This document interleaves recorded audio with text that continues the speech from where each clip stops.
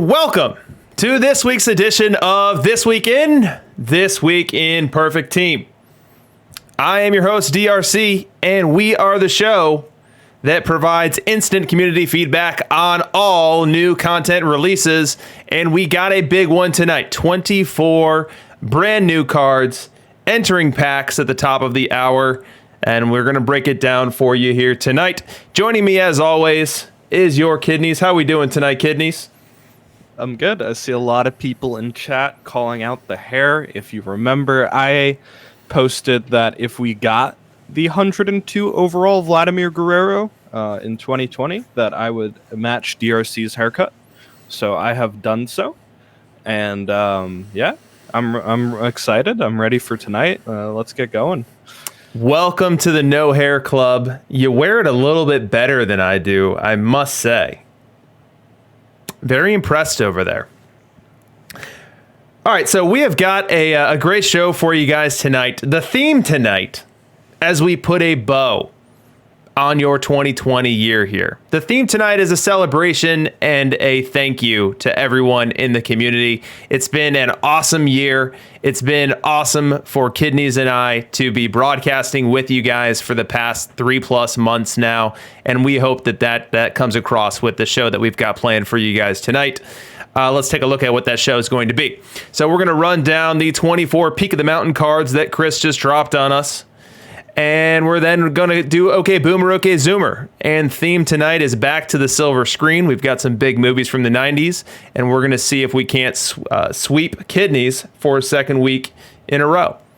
And then we're going to close out the show with the year that was. And we're going to do a year in review of what you've seen on this channel. Some of the more noteworthy moments, some of the takeaways that we've had there. And we'll welcome questions in the chat as we're working our way through. At the bottom of your screen, so we've got the Relegation Puma feasting tonight, as you can see. What these are is this is recognition of all the people currently subscribed to the channel. So huge thank you to everyone whose name is sliding across there. The love and support of the channel has been overwhelming, really ever since we've gotten started. And there's no way that we'd be where we're at today without all of the lovely support from both our gifters, from our Amazon Prime subscribers, our regular subscribers, our followers. So kudos to you guys, and thank you. Really do appreciate it. As a quick reminder for the broadcast schedule for the channel, Thursdays we have this show. We go on right after Chris. Sundays, I do the Perfect League World Series broadcast on the Out of the Park Twitch channel. And then Tuesdays, we've got our interview show. And coming up next Tuesday, it'll be none other than Mr. Rich Grisham, COO of Out of the Park Developments. Really looking forward to that one, and I think you guys should too. So make sure you set your calendars accordingly. We go on at 10 p.m. Eastern on Tuesdays. Oh, don't forget to join the new Discord.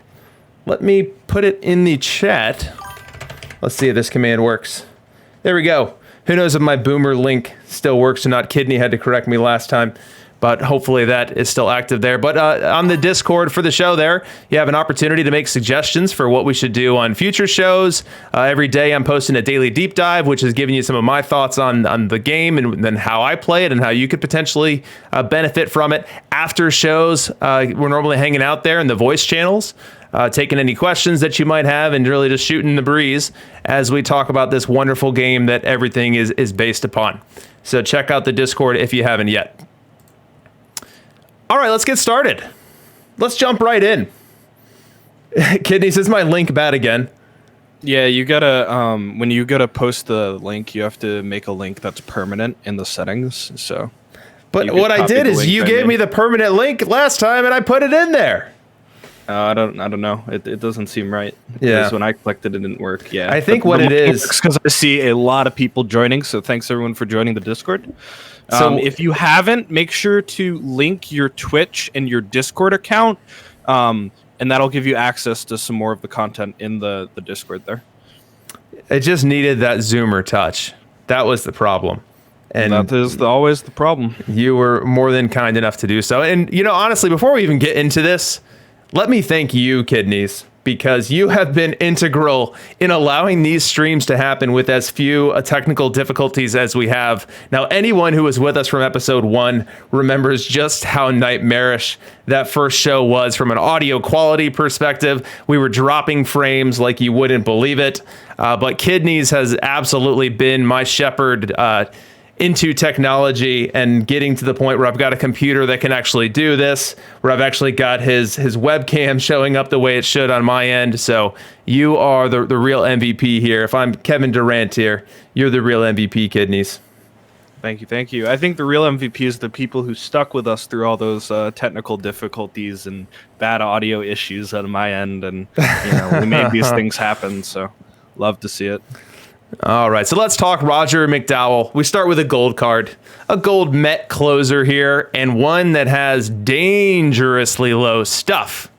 59 overall, and it splits out pretty heavily here, with the versus right 11 points higher than the versus left, and you see that splittiness flow through to the movement and control as well. I'm no gold tourney aficionado, but I am guessing this is going to be too light on the stuff to be viable. What say you, Mr. Kidneys? Yeah, it's really the stuff that's the issue with this card, and very severe splits. That's kind of the name of the game with Roger McDowell.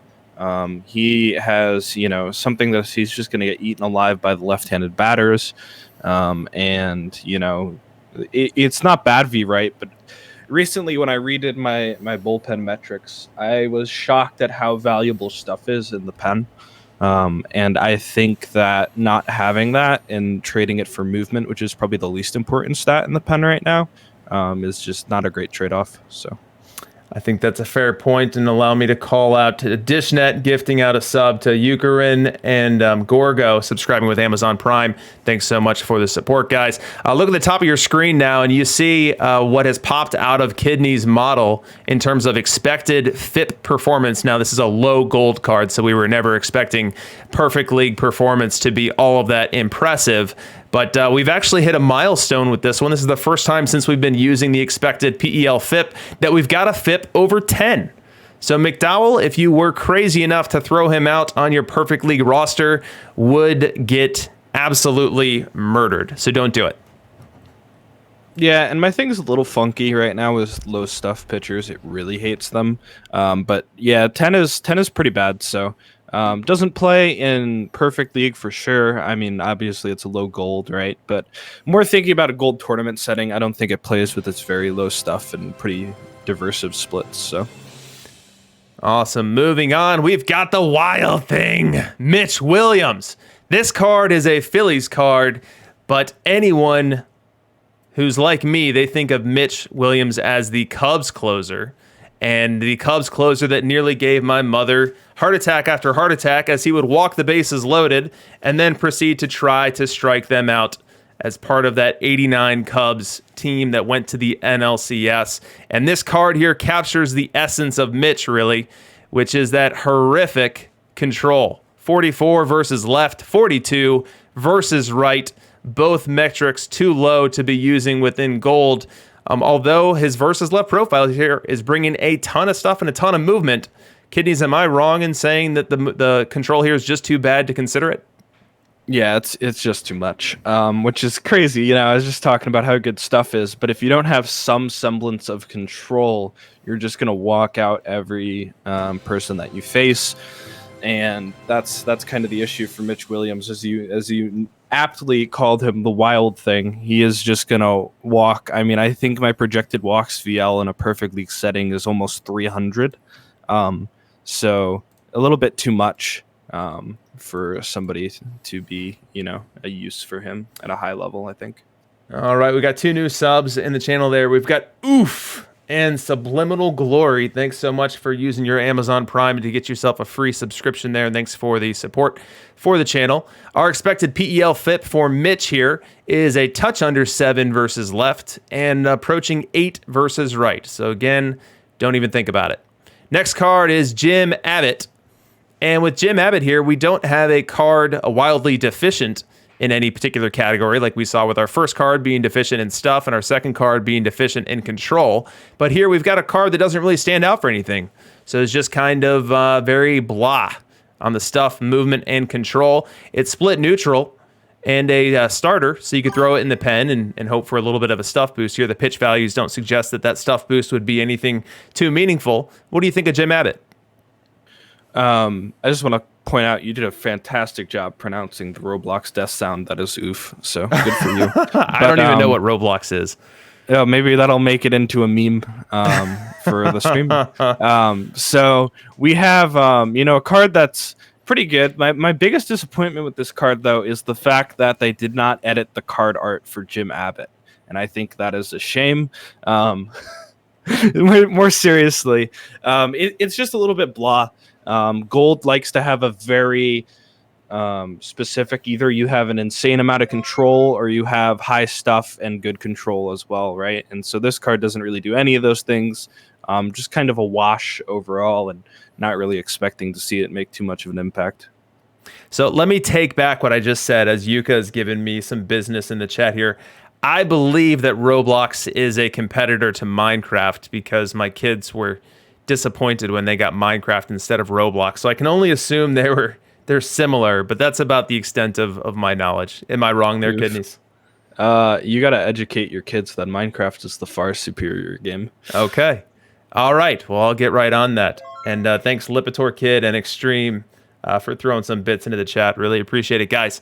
All right, moving on from Jim Abbott. Now, hold on a second. Before we do move on, you mentioned the card art here, I think mostly in jest, but anyone who watched the interview that we had on Reading Between the Lineups with Daniel Wallner, who is the guy that does the card art for all Perfect Team cards, we know that he is not necessarily designing a card for a player, but rather designing the cards for the eras, designing cards for the various time periods, and designing the templates that make this up. So templates meaning the bordering, the shading, the art that goes behind it, and then out of the park is putting together those templates and assigning those templates to the particular players. So the card art designer never had Jim Abbott in mind when creating this particular card. It was just, left-handed starter for this era, which is 90s or late 80s or early 90s. Yep. An expected Perfect League FIP, we've got a VL around 6 and a VR right at 7. Next, we've got Terry Steinbach.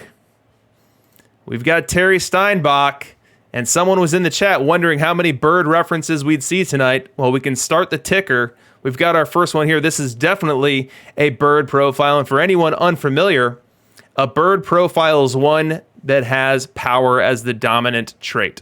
So imagine yourself taking that VR profile right there, flipping it on its side. You're going to have 4 low marks and then the big power right in the middle, and it's going to resemble flipping someone the bird. And so Terry Steinbach here, definitely a bird profile, one that's not expected to be able to hit in Perfect League at all. This is a low diamond, so I wouldn't expect him to hit in diamond tournaments either. What do you think of Terry? He doesn't really do a whole lot. There's much better defensive diamond catchers, and his hitting V left is his strongest suit, and he doesn't really do a lot of that either, just because he's going to strike out so much, and his power is so high that he doesn't get the good side of the BAPIP having the low Ks as well. So overall, pretty whelming. His V right is one of the worst ones we've seen in a long time, just having such high power and then a very low contact. So, it's probably not going to play out too well for Mr. Steinbach. Awesome, and thanks to Crash and Rocketer in the chat, throwing some love in there. Thanks so much for the support, guys. We'll move on from Terry Steinbach here and go to Jesse Haynes. And someone was asking if we've missed Willis. We'll get to Willis. We've got them all. Sometimes our order is slightly different than Chris's, so don't you worry. You've got 24 cards coming at you here. This next one of which is a Cardinals card, which is already starting off on the wrong foot here. Low diamond, and one that is pretty light on the stuff and movement and is a control-heavy profile for a starter here that doesn't have the the highest velocity or highest pitch value, so not one that we anticipate too much of a stuff boost into the pen. I'm not expecting Jesse Haynes here to make too big of a dent within the diamond tourney meta. Definitely not touching main league meta. Yeah, for sure. I mean, it's just a kind of understated card. I mean, it's a 92, so it's not that understated for being a 92, but just overall, It's kind of weak, and like you really need standout somewhere to be able to play in Perfect League. You really need standout in multiple areas, and just being a 92, I don't think it's really something that plays in tournaments either. It's just a little bit too much on the low end. And as far as expected PEL FIP here, you're right around 6, which is definitely an unplayable mark. As you look at our similarities score table on the right side of your screen, which we haven't had a chance to talk about yet, these are the cards within the Perfect League universe that are most similar to this card. So the way to read this particular chart here is if you were looking at the general backup card traits here, you would start with Gordon Jones 93. You would take away 3 from the stuff. You'd take away 1 from the movement, give him 1 control, and then you'd be right at Jesse Haynes. So this is used as a tool for us to compare how similar cards are performing at the highest levels and see how well they compare to this particular card. In this case, we've got no hits in terms of similar cards playing within Perfect League, and we don't expect this one to either. Next, we've got Maury Wills, the card that people were in the chat worrying that we might skip over here. And this is a very interesting gold card. Interesting for a couple reasons. Let's walk through them. So we've got a very heavy speed profile here. So 100 speed, 95 stealing, 100 base running. So definitely someone that's going to be able to take bases for you, going to be able to drive BSR, so base running runs, value on your team. Also good at bunting for hit, which isn't the biggest value driver there, but something notable to take note of. And then from a fielding perspective, you've got 2 stock positions here. If this was just a shortstop card, then you have to compare it to Gold Ozzy. You have to compare it to the high level, high range guys, and Ozzy I think is right at 101, and this would be off the table because you're not going to be willing to subtract out the 12 range to get this card in there. But this card plays third base. This card plays third base and then has a pretty good shaped profile versus right-hand pitching. We've got a heavy enough contact there at 80 for a gold card, and then a very high avoid K 91, and then the power is super low, which is going to prop up the BABIP. So this Maury Wills card is very interesting to me. What do you think? I think it's really good. We got some interesting names for this sort of profile. Yuka calling it the Fruit Bowl and Tim calling it the Skittles because of the beautiful rainbow colors. I like both of those. I do too. This is a great card, I think, for third base options in gold tournaments. It's very fast, so all you Coleman and Cedeno lovers can get your speed kick in gold now, and it's just got a very solid contact profile. It doesn't have the highest BABIP because the contact is pretty low and the Ks are pretty high, but even with the low power. But it's sitting around 70, which is pretty respectable. So it's going to hit for good contact. It's not going to strike out. It's going to play phenomenal defense, and it's going to steal a lot of bases. I think overall, this is probably a pretty playable card, one that you can definitely test out, Yeah, and you look at the expected triple/, imperfect, and that's not at all where this guy belongs. But it's a card that's going to hit 220 at the very highest level. So take it down 3 notches, put him in gold, and I think that 220 mark's gonna significantly rise and could be high enough to convince you that he might be who you want to tap for a versus right platoon at third base. So just a little spoiler for the rest of the stream. This is our only card that breaks 200 V right average and is the only card also. Well, it's one of 2 cards that breaks 200 average weighted. So it's actually pretty ridiculous how good this card is for gold as a hitter. I think it's pretty great. Explain the triple slash. So the triple slash here is average, on base, and slugging. DRC has reverse engineered my slugging because I don't give him slugging. So yeah, Kidneys has a vendetta against slugging percentage that I don't know where it came from, but I know that it won't end. So I've got to back that out of his OPS numbers. But yeah, the reason we have that on there is because this is shorthand. WOBA is probably the better way to shorthand get it, and even more accurate and really boil down each player to one particular number that's more weighted towards the value of each outcome from a walk, extra base hit, home run perspective. But triple slash is kind of the traditional and easy shorthand that more people are used to contextualizing when they're looking at a player and assigning, okay, I understand what 223, 261, 282 means, and what I can expect to get when I get that card. All right, next we've got Troy Glaus, third base. Anaheim Angels card here. My favorite anecdote about Troy Glaus is that when Chris Bryant came up for the Cubs in real life, the comps were like Troy Glaus. Like, this is a super tall third baseman, and this is exactly what you can hope for him to become. At the time, we're like, only Troy Glaus, because we thought Chris Bryant was on the fast track to the Hall of Fame, and maybe 2020 was proving that those people who were forecasting a Glausian career might have been more onto it than those of us expecting Cooperstown. But who knows? Maybe 2021 will be different. But enough about the Cubs and me trying to tie every perfect team segment into a Cubsian segment here. With Troy Glaus, we've got yet another bird profile here, power heavy. He does give you some eye, especially versus left-handed pitching here, but the contact is real low, the avoid Ks is real low, and the power is real high. So that normally spells doom, especially if we're talking about a card that's going to need to play in diamond or better tournaments. So I don't expect this Glaus card to be in high demand or in high utilization in any avenue that it would be allowed to play. What do you think? Yeah, that's the thing, is even though BAPIP isn't like horrible, it just strikes out so much.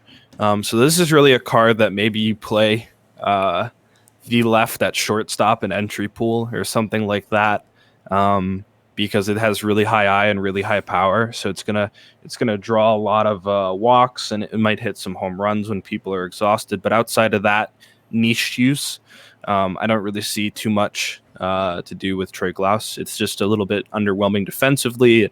I mean, you look at the V right slash, and it's not great at all.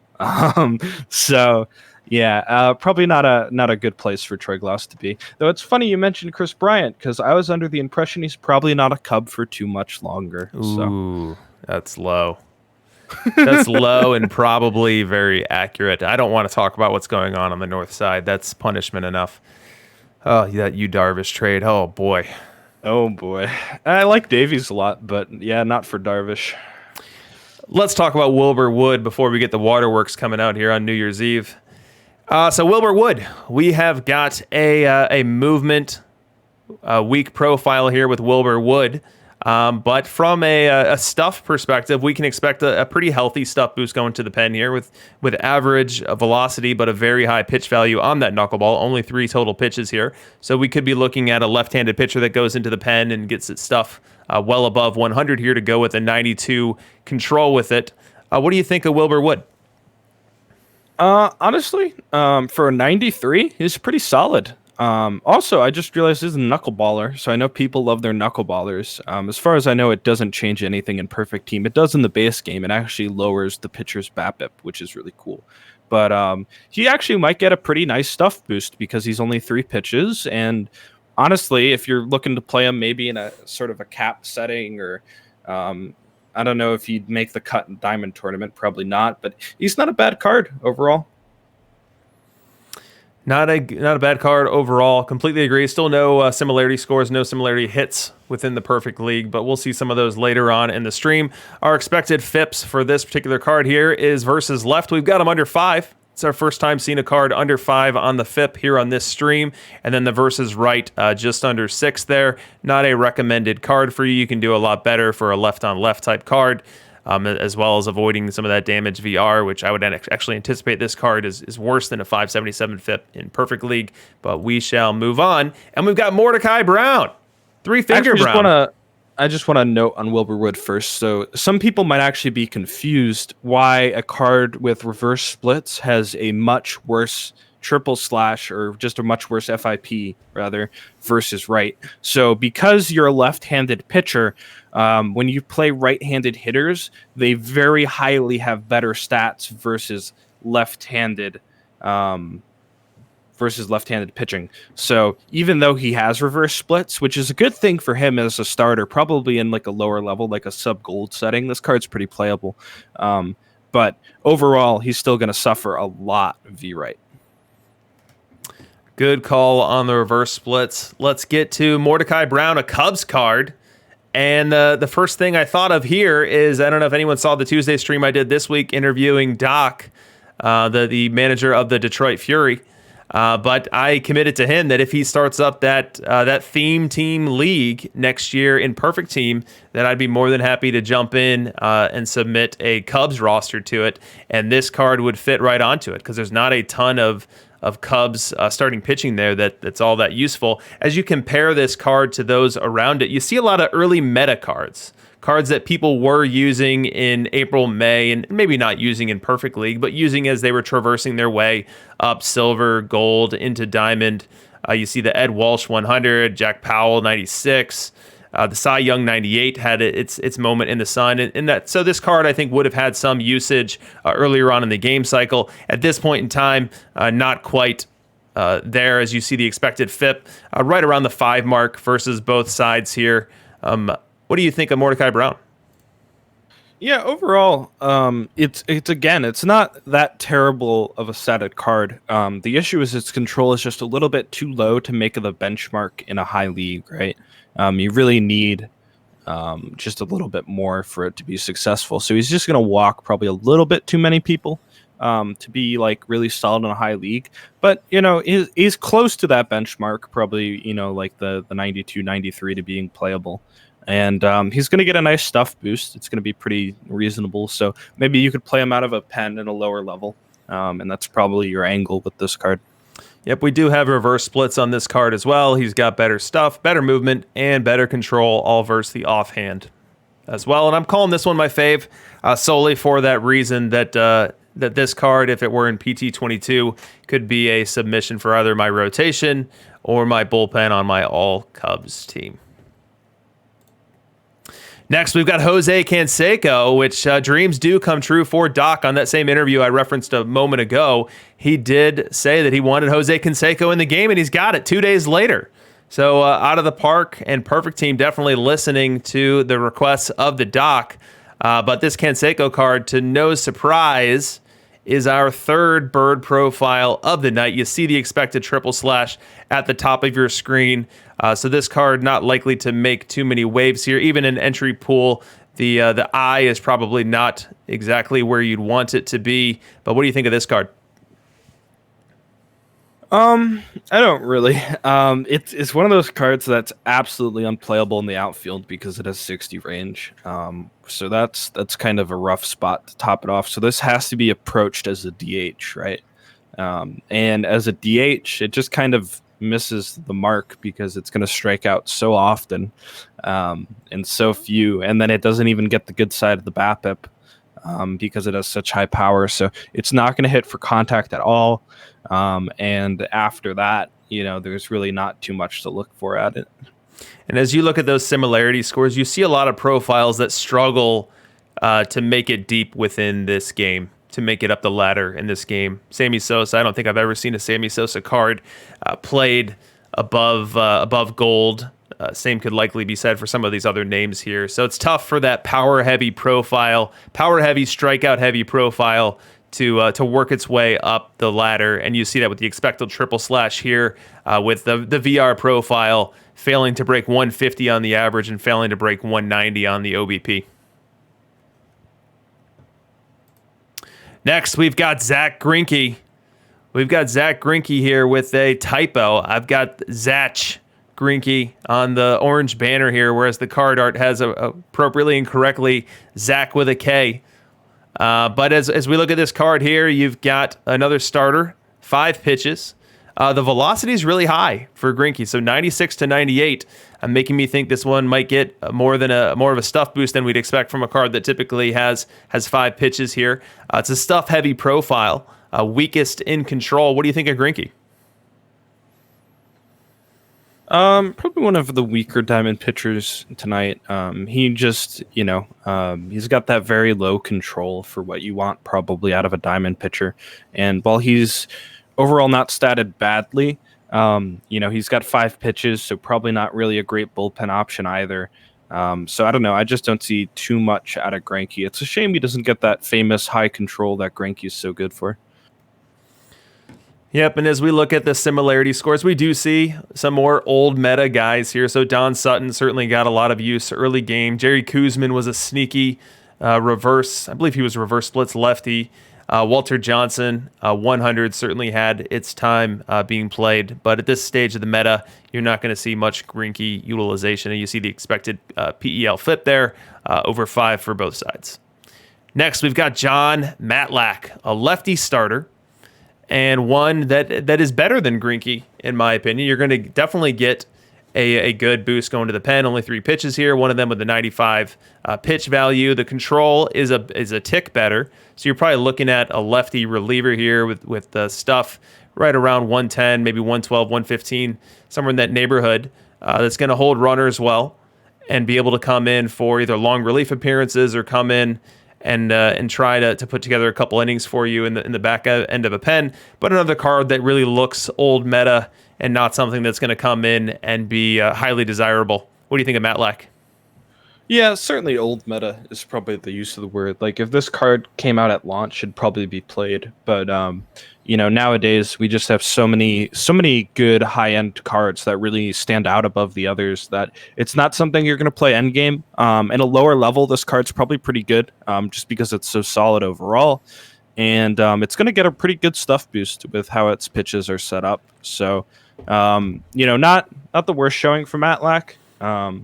And he's just gonna probably a little bit too low on the control and too low on the stuff to make a big difference at the highest level. Yep. And from a FIP perspective, we see a VL FIP that's not a train wreck here at 4.59, but for PEL cards or main league cards, you really need to see lefties dominate lefties. Those are all of the cards within the current meta today, while we kind of accept their shortcomings of VR, and so this card wouldn't dominate anyone, so not going to be a main league card for you. Next, Jose Rijo, a Cincinnati Reds card, 97 rated.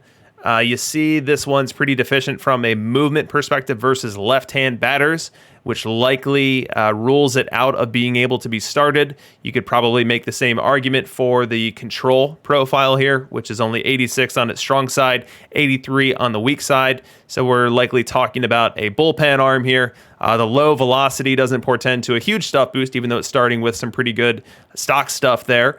The pitch values might help out a little bit in that endeavor there. But I see a pen arm here and one that's not too exciting. What do you think? Yeah, that's pretty much what it is. It's not too exciting pen arm. He's gonna walk too many people with that 83 control V left. Just V left, he's gonna suffer a lot overall between the control and the movement. And then V right, he's not really good enough to be played as a specialist type player. So I don't really see a place for Rijo even in such like a diamond setting. Next, we've got Cliff Lee, a card with absolutely perfect splits. Exactly 104, 87, and 92 versus both sides. A starting pitcher, 5 pitches on it, and one that, at least from a control perspective, has given it more of a chance to be impactful within the diamond tourney meta. There's the stuff starting at over 104 as well, so a card being weakest in movement probably is the way to go, as long as the movement doesn't get too low. Do you think Cliff Lee might have some more utility than some of these other cards that we've been looking at? Absolutely. I think this is the best card we've seen yet. And, well, maybe not better than the gold hitter, but for pitchers, this is probably the most useful one we've seen yet. I think he has a place probably in diamond tournaments. Not really a bullpen option because no stuff boost having a lot of pitches, but he really is really just pretty well statted. I mean, it's the higher control is what puts this card over some of the other cards we've seen tonight. Having that 92 is a good benchmark. So this is something you could play probably through gold, and definitely I think probably has an option in a diamond tournament setting. I love how Longhorn is in the chat using this as a segue to fuel his speed run of Face of the Franchise. Speaking of Cliff Lee, if anyone's looking to sell some Colorado or Giants diamonds, I know a guy, and that guy's me. Well done, Longhorn. I appreciate the effort. He's been plowing through it, man. Oh, I know it. Expected PEL FIP, Cliff Lee. We got VL of down at 4.25, so definitely getting to more of a playable point. but still you want to see LVL pitchers really get well under 4 from a fit perspective and be able to do more for VR. I think your actual observed VR stats would likely be well worse than a 4.4 or 5.45 fit. Got it out. Smokey Joe Wood next, ground ball pitcher. And one that's interesting. Don't just look at the pitching ratings. We've got a sneaky little profile poking its head out on the right side of this card. We've got some batting ratings and some notable ones. 61 contact, 86 power, 61 eye. Need to know what the avoid K is. We're going to need someone to pull it and report back stat. But this has the potential of being an interesting two-way card that you could run as a pitcher and also run in a corner outfield position. From a pitching perspective, if we just focus in on what he does from a pitching perspective, you see a stuff-heavy profile here with really good movement. It's a ground ball pitcher, so that might be a bit inflated there, and high pitch values so that you could stuff boost into the pen there. What do you think of Smokey Joe? I think that T-Chuck in the chat brings up, my point, which was going to be this card has really good defensive ratings for a two-way player. It is rare you see a two-way player that is pushing 70s on his defensive ratings. And so, the curious thing is, like Dogberry says, what's the outfield range, right? What's the avoid K? Marksman saying that the 94 Smokey Joe Wood has 41 avoid K, so I would agree with him. This one might have 50, 60. If this card has 50, 60 avoid K, it's pretty good. And certainly will probably be played in cap tournaments as a two-way card. Yeah, and to get to that rating in left field and right field, so 75 position rating in left, 72 position rating in right, you're going to need some range to do that. You're not going to be able to do that with some goofy like 110 error rating or some crazy arm rating, I wouldn't think. I think there'd need to be some decent amount of range there, but I guess we'll have to wait till one's pulled, or maybe Chris can pull us a screeny on his end of what the other ratings look like. I would say it's probably at least 60, right, for the minimum. So JPAC does point out that Canseco was similar, and he only had like 52 or something like that. Okay. Maybe it was 57. So it's possible, and being a pitcher, his arm is probably really good. Yeah, just how it tends to be. But I would still think this card probably hits at least 60, so he's probably pretty playable as a two-way option. Yeah, Canseco was 57, and he hit 71 in right field. So this card's probably, definitely at least 60, I think. And then from an expected PEL FIP outcome or production here, we see pretty even splits. VR of 5.3 and a VL of 5.12. It is slightly reverse split here with more stuff and more movement VL. Yeah, nothing too special about the pitching aspect just because the control is so low. But outside of that, I mean, the two-way is really its utility here, for sure. Next, we've got Louis Tiant here, and this is another stuff-heavy profile here. Weak on the movement and susceptible on the control as well. Decent velocity, only 93 to 95 here, with some good pitch values. I think that this is almost certainly a pen piece and probably not one that people are rushing to get. What do you think of Luis?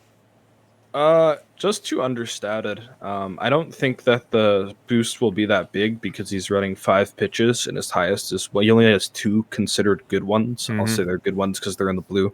And so if we're looking at like maybe a 10-point boost for this card, it just really doesn't get it done on a high level as a starting pitcher, or as a relief pitcher rather. Yeah. So it's pretty underwhelming for a 98. So not something you'd want to run in a cap sort of setting. It's just not great value. So. Yeah, if you were looking to make a profile with movement vulnerability and this control work, what would you say roughly that stuff would need to be at? Are we talking 130, 140? To make this control and movement work, I think I'd 200. I'd have to pass you to Bob Feller, right? So you'd really have to be looking at, for this card with its stuff boost, you'd have to be looking at 160 stuff. Mm-hmm. Expected FIP on this card, 555 VR, 559 VL. Definitely not playable. Next, we've got David Wright. Definitely platoon heavy here. Look at the VL versus VR here on the left side of your screen, and you see pretty significant splits there. way better on the contact, way better on the eye, significantly better on the avoid K. So a card you definitely want to be platooning. Third base stock defense with okay ratings, 75 range, maybe a little on the light side for what you'd like there. And then from a base running perspective, not a zero, but not a hero either. So I'm not expecting too much out of this David Wright card as a short side platoon bat. What do you think? That's really what you're gonna have to evaluate him as is a short side platoon bat, right? Because he is our best V left hitter tonight by quite a long shot. Because he's got good contact and his BAPIP is okay. The issue is his defense is pretty substandard for third base these days in like a perfect league setting. Base running is not bad. But I just don't think the bat is enough to get it done for David Wright. I think he had a pretty nice card in Perfect Team 20 that did a sort of a similar thing, but with worse defense. It was pretty much a first baseman only, which is what I would peg this card almost as. And so I think if he had a little bit more contact, this card could play with its certain profile, but I don't think it's enough to get there. And we do see the expected triple slash there. VL is 225 average, 283 on base percentage, 360 on the slug. As you compare him to who the meta VL bat would be at third base, you're probably talking about Rogers Hornsby, whose triple slash is going to be a whole lot closer to, 290, 360, 470, something like that. VL, definitely a much bigger bat. Next, we've got Ray Chapman, a shortstop who's bringing a glove to the party. We see a profile that stands out for all of the blue on the right side of the screen here. Now, it's a bit short on the range side for a shortstop. So we've seen a ton of shortstops really be right at that 100 mark on the range, and even that has been well surpassed by so many of those cards that have recently dropped, notably your Rabbit Marinville, your Mark Belanger. So this is not really a card that's going to compete with those guys despite its 107 shortstop defense rating. But from a base running perspective, this is somewhat of a unique card in that it's going to be able to steal a ton of bases, drive a lot of value that way, but the bat's just not much to get excited about here. Really bad avoid K and not necessarily counterbalanced all that much by the overall contact there, even though the power is not too high to be detrimental here. I just don't see this card hitting a ton. Yeah, that's the thing. It's just kind of underwhelming with its hitting stats, which is a shame because its other stats are pretty good. I would evaluate this really as a third baseman with that kind of range. And so the comp I draw comparison to is John McGraw, because John McGraw has a similar sort of bat profile where it's got, good contact and really good eye, and that's what this card has, right, with the low power. But the issue is John McGraw is just going to be about 50 points better on base than this card, which is kind of unacceptable to make up for the slight difference in the glove. And John McGraw is also a really great base runner. So I don't really see a place for this card, even in like a diamond tournament setting, given that it only has shortstop stock rating. You see the expected triple slash at the top of your screen. We've got averages under 2, on bases under 3, as well as sluggings under 3 as well. So not a card to bring to your date with Perfect League when you get there. Next, we've got Andy Van Slyke. Legendary bat on those 90s Pirates that would just kill my Cubs. But as we look at this card here, I don't think it's going to be killing too much, as it's definitely a platoon bat, one that's got power as its most dominant trait, one that's weak on the avoid Ks there without the contact to really counterbalance it. The outfield defense there is interesting because you get so much stock right field defense. So the 95 range there could make this glove very interesting in a diamond type tournament. I'm not sure who a defensive replacement is out in right field, or what even the meta right fielder would be in a diamond tournament. But I would argue, or I would estimate, that a 95 range guy who can bring some BSR to the table could be in that conversation. What do you think of Andy Van Slyke? I think T-Chuck puts it really well that 95 Mantle does what this card wants to do, but a lot better, with really good defense and then a bat that probably actually hits a little bit. I'm a little confused on my triple slash on this card, so I'm not sure how accurate entirely it is because that V left contact's a lot higher than I expected. But overall, just kind of whelming. The bat is something you might find a really good gold card for a platoon, and the defense is just a little bit short to be a center fielder, and the base running's not as good as I would like it to be. So overall, I don't really see a place for this pretty much anywhere. I saw somebody excited for it for your Pirates theme team. So hey, if that's what you need as a center fielder for that Pirates theme team, then I guess this is where that plays. Next, we've got Carlos Beltran, 100 rated Mets card, bringing similar defense, so 98 range. He's got some right field, not full of right field, so he's not going to be able to play as good of a right field as that last card that we saw. This one is a bit of a better base runner here, so 107 stealing's really at the high end of that scale with the 100 base running to be able to take that extra base. The contact profile here is just really, really light for a 100 card.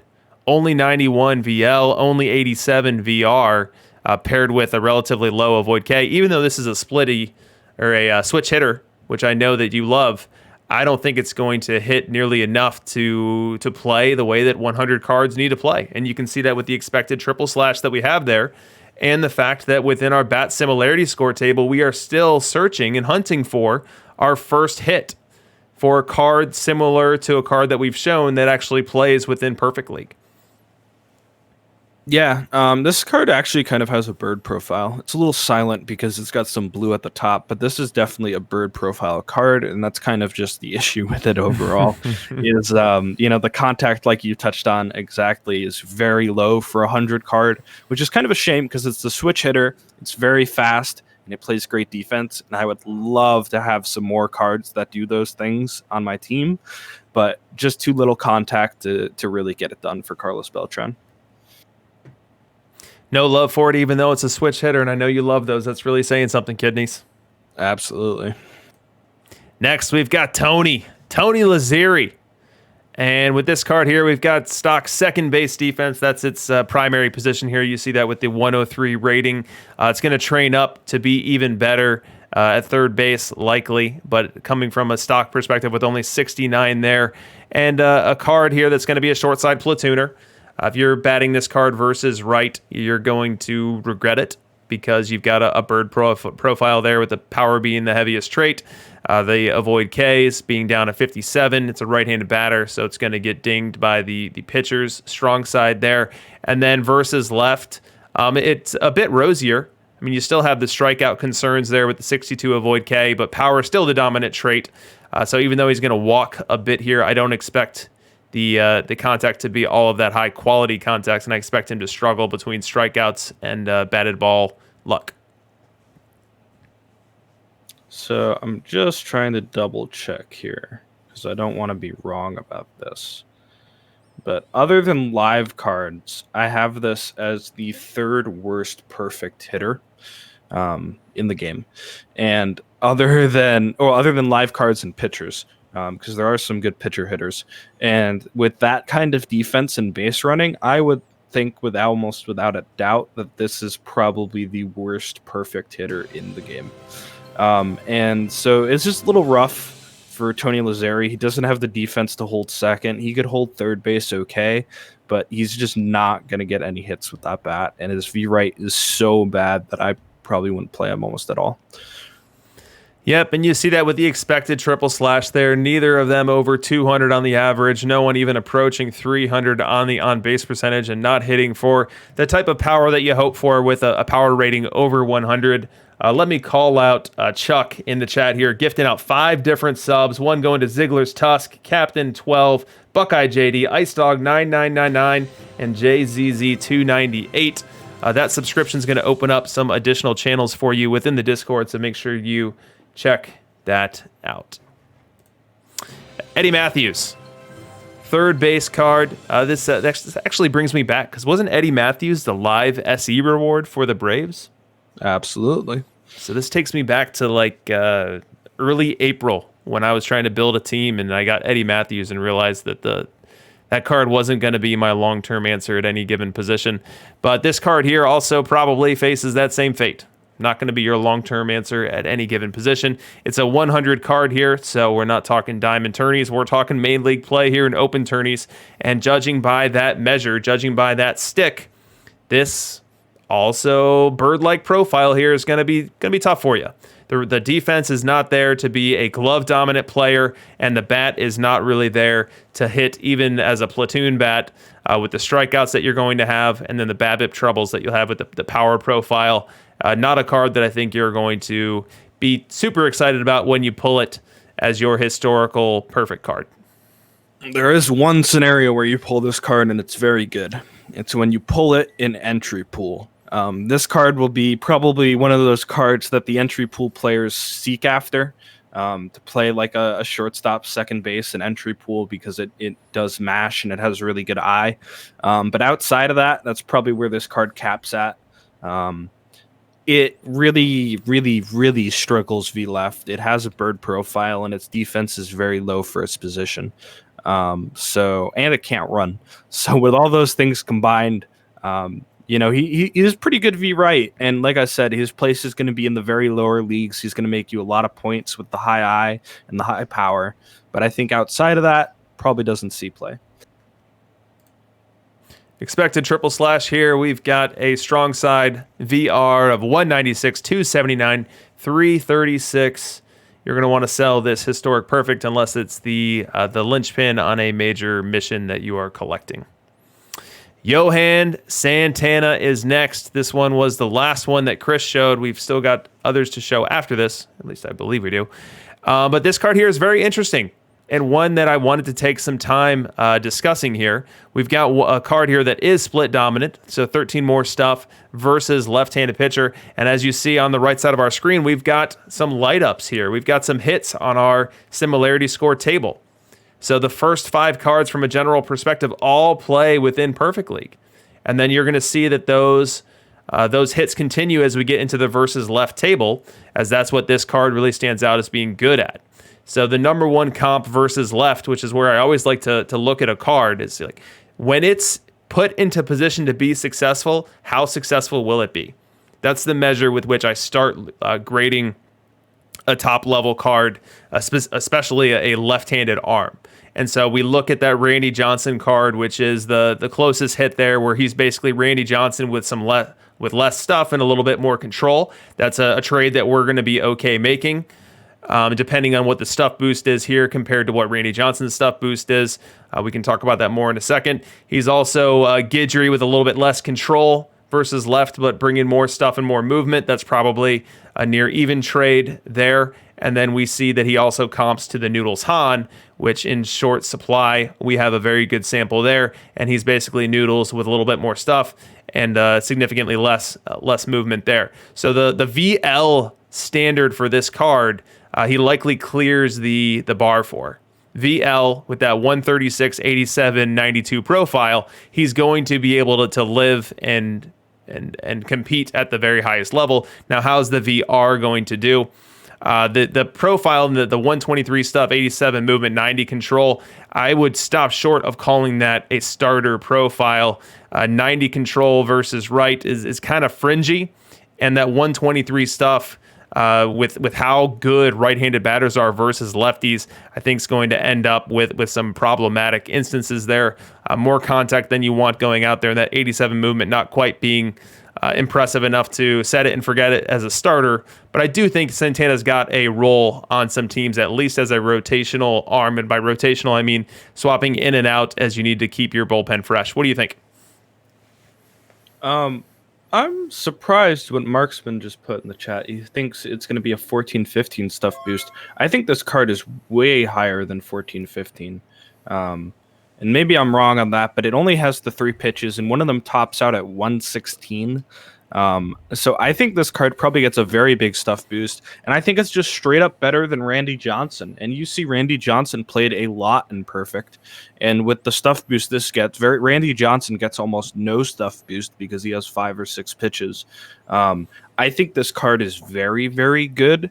I think this could be a mainstay for Perfect League relief as a left-handed pitcher option. I just don't see Johnson and Guidry getting as much play as they used to And so I feel like you're comping Santana probably more to Carlton and Chris Sale at this point for those roles. And what Santana is going to give you is a better control option versus his offhand than those guys. Both Carlton and Sale are going to be worse from a control perspective VR, but they're also going to be bringing a ton more stuff to the table as part of that trade-off there. So I'm not sure which one is better. Like I said, I think he likely has a spot, but I would stop short of saying that I'm confident that he becomes part of the meta build, even in like a lefty cheese where you're trying to load up left-handed arms. I think he's another name for consideration, but I don't see him really denting in and being a must-have or a huge want-to-have. And given that this is going to be a pack-only card with very limited distribution, you're likely going to need to be paying up, 500K plus for the first one, and then maybe after a couple weeks when supply kicks in a bit, you're still probably 350, 300 on it. I don't think that people are going to be willing to do that when we've got Carlton down where he is, Chris Sale down where he is. I don't think the differentiation is going to be enough to force people to reach into those perfect point supplies and pull the trigger. I actually really disagree, because if this card gets the 22-point boost that Max Fire is predicting, then we're looking at a 145, 87, 90 V right. Even as a left-handed pitcher, that's pretty good, I think, overall. And I think that's probably better than what Carlton offers or what Sale offers. It's actually a little bit... I think it still is better than what Sale offers because of the movement. So I think this card is going to be better than you're expecting. I think this card is going to be probably, once they're in circulation, it's going to be something that is a mainstay consideration for Perfect League. The issue is we don't really have a shortage of lefty bullpen arms anymore, and this one will be very pricey. But I think that this is a very dominant option. I think it's better than Plank. I think it's better than Carlton. It might not be better than Sale, but if you're looking for a second or third option as a lefty, I think it's really good. And these names that we're talking about are all names that are going to be better versus left. So if he's in your pen, and if your AI is doing as we dream for AIs to do, in prioritizing their appearances based on left-handed batters, and you can get something around a 50% plus favorable rating on him facing more lefties than he's facing righties because your AI is doing what you hope it to do. I just think that I personally would opt for the card that's going to be better at that designed role than one that's going to be covering more bases versus right. And maybe that's a stylistic thing. Maybe that's a manager to manager preference. But I think Carlton blows this card away at all three ratings. VL. I don't know what Carlton's stuff is, but I think movement and control both better. David Price, movement and control both better. Chris Sale, I'd have to double check that one, but I would guess the VL better across the board as well. So I just don't see the value in him being a bit more competitive and a bit more control-y VR, because I'm really not intending on those bats happening all that frequently. I think, I don't know. I think you see it happen more than not. I'm willing to digress on this one, but I think this is going to, once we get the actual stuff numbers and I plot this in, he's going to do pretty well in my predictions, which is why I'm trying to stand by him. So it's stream battle. DRC versus Kidneys. Battle. Somebody will be wrong on Team this. Johan. I also love Johan as a player. He's one of my favorites growing up, so maybe I'm a little biased, but... Yeah. So let's look at the expected PEL FIP, and I think that this is not a bad estimate at all. I think that VL could be right around that 3.6, and I think that VR could be just north of 5. And I think, going to what I was saying there, if I had my data up right now, I think that Carlton, Price, Sale, all are going to have FIPs that are closer to 3, and some of them even below 3. For that intended role, and the FIPS VR might be right in the same neighborhood. So I won't continue to wage war on this topic. We'll let the observed stats and then the auction house decide who's more right here. Or maybe even we'll just let the chat decide right now who's better articulated this debate club meeting, and we can move on to the next card. Chat is pretty actually decided, like undecided, I mean, on this one. And I also just want to note this is starting pitcher FIP because he is a starting pitcher, and I do not have the stuff boost yet. So once I have the stuff boost, he will be in my sheet as a relief pitcher for sure, because I think this is definitely going to be an option. All right, let's move on. Oh, wait a minute. Before we move on, maybe we have a little clue as to why Kidneys was so fervently supporting this card. This is Kidney's official favorite card of the stream. Yeah, it's... I just think this card is too good to not be played. Johan was fantastic in 20. Johan in all sorts of baseball games growing up when this guy was the Cy Young winner in his prime was just a fantastic pitcher to watch, one of the best to ever do it, in my opinion. So I love this guy, and I think he'll be good. I really do. I think this is going to be an end game option that, with how much people swap out starting pitchers in the bullpen in Perfect League, that you're going to probably want your hands on this at some point. Next, we've got Max Scherzer. We've been waiting on peak Max, and I was dying for a Max that had some good utility to it because I freaking love Max Scherzer in real life.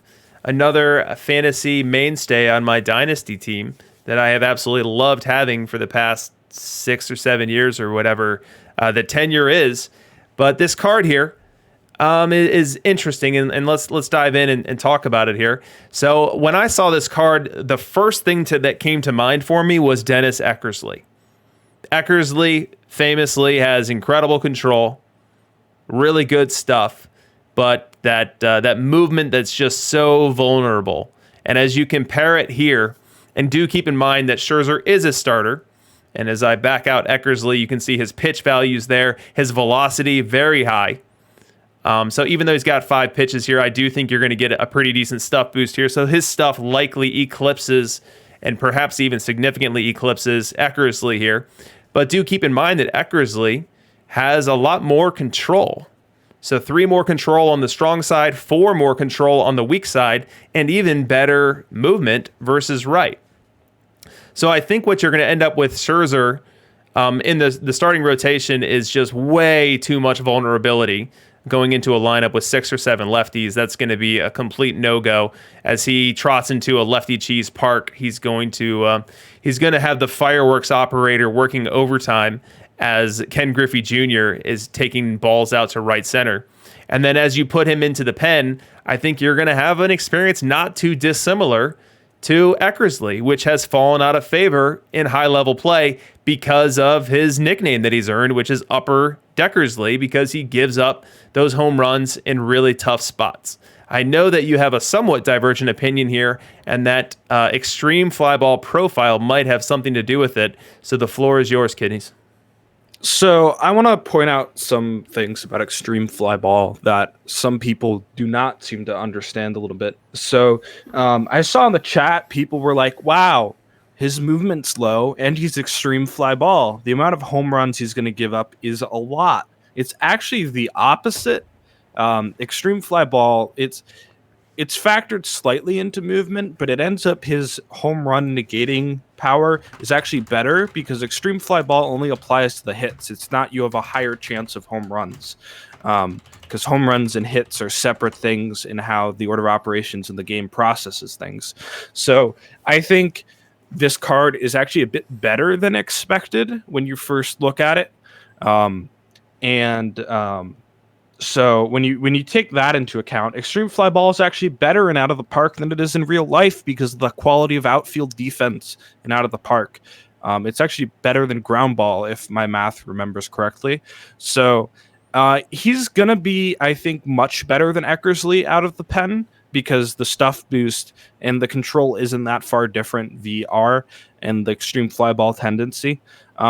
So, and I mean, he's got starter stamina as a little bit of a bonus as well. So I think he's a much better option than Eckersley, even having a weak side. Probably a little bit weak side, but you definitely don't want to start him, I think. So, yeah, Marksman commenting that the BABIP on him is going to be extremely low. And let's say that's the case.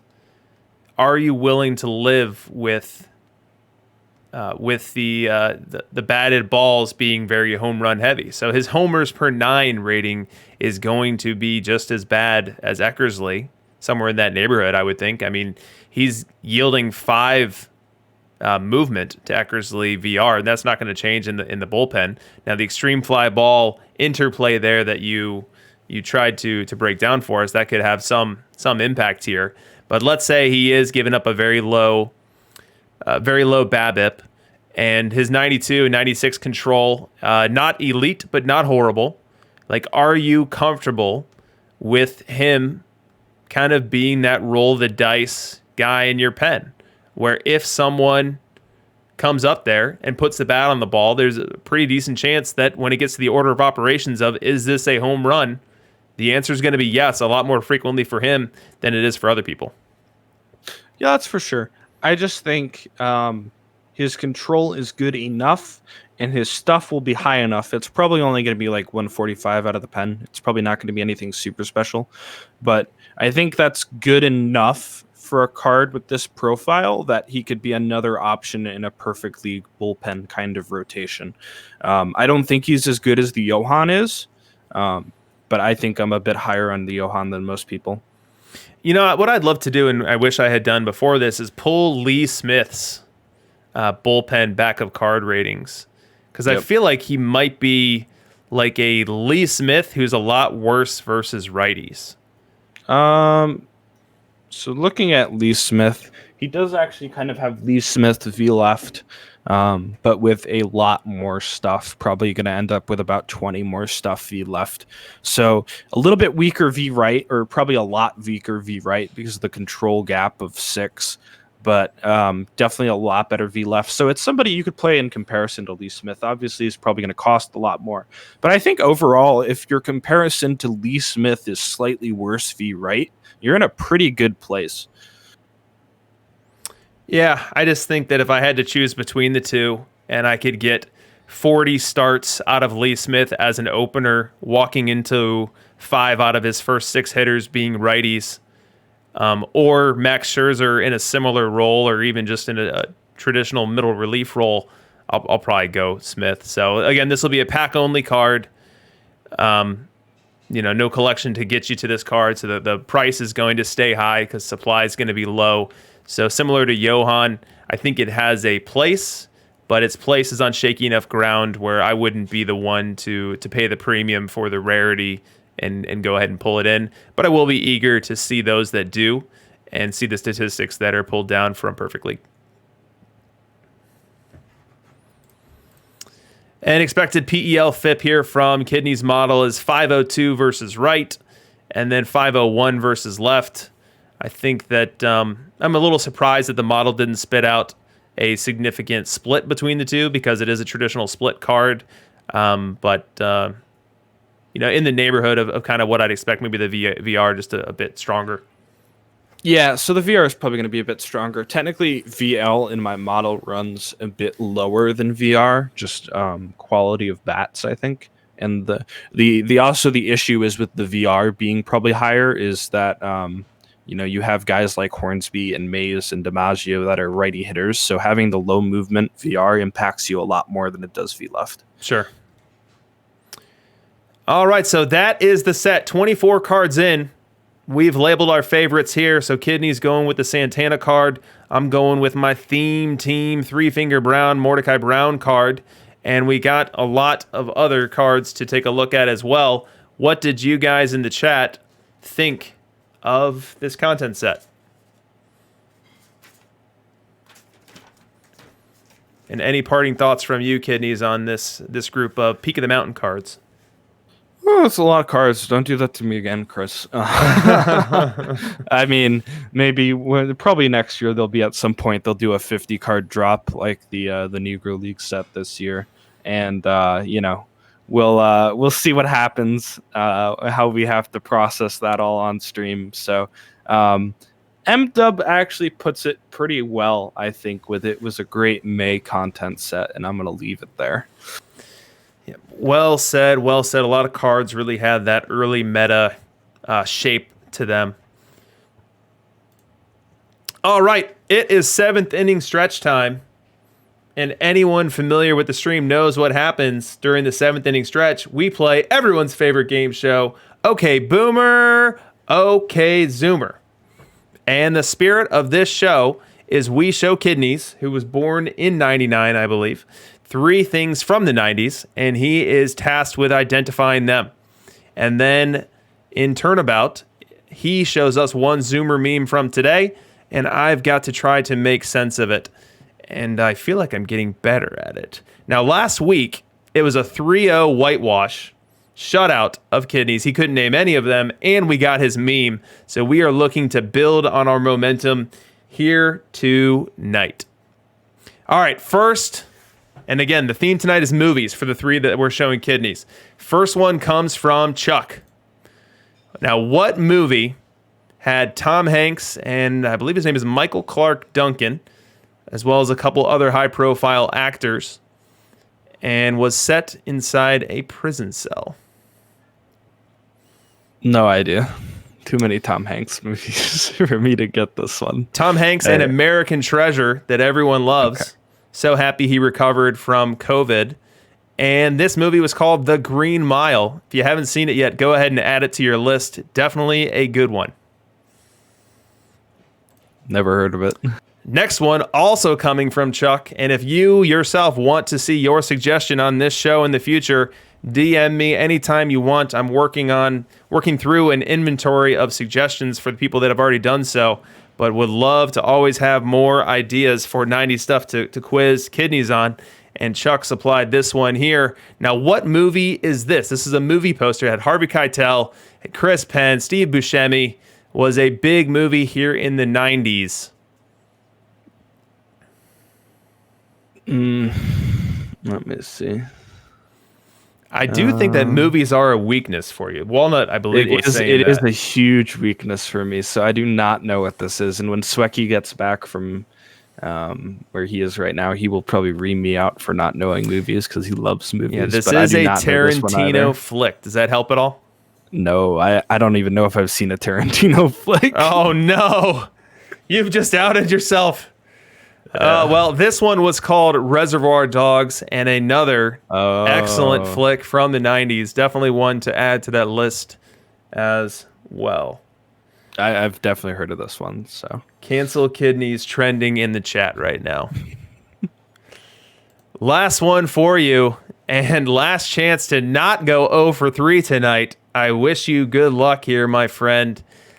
Last, we've got this movie. That's Keanu Reeves with a very short haircut there, and Sandra Bullock behind the wheel of a bus.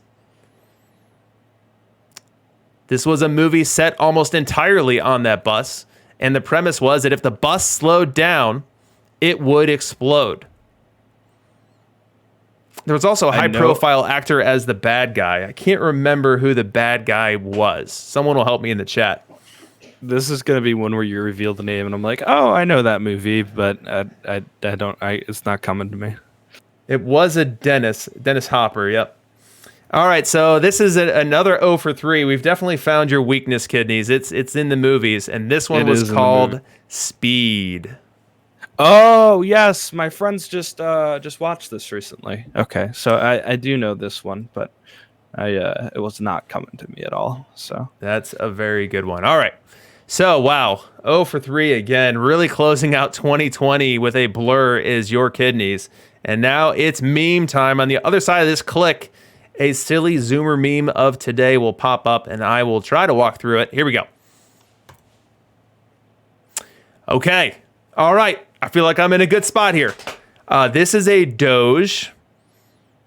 So the Doge meme is something that has made its way around many internet circles, including my world of Twitter. So I'm comfortable with that.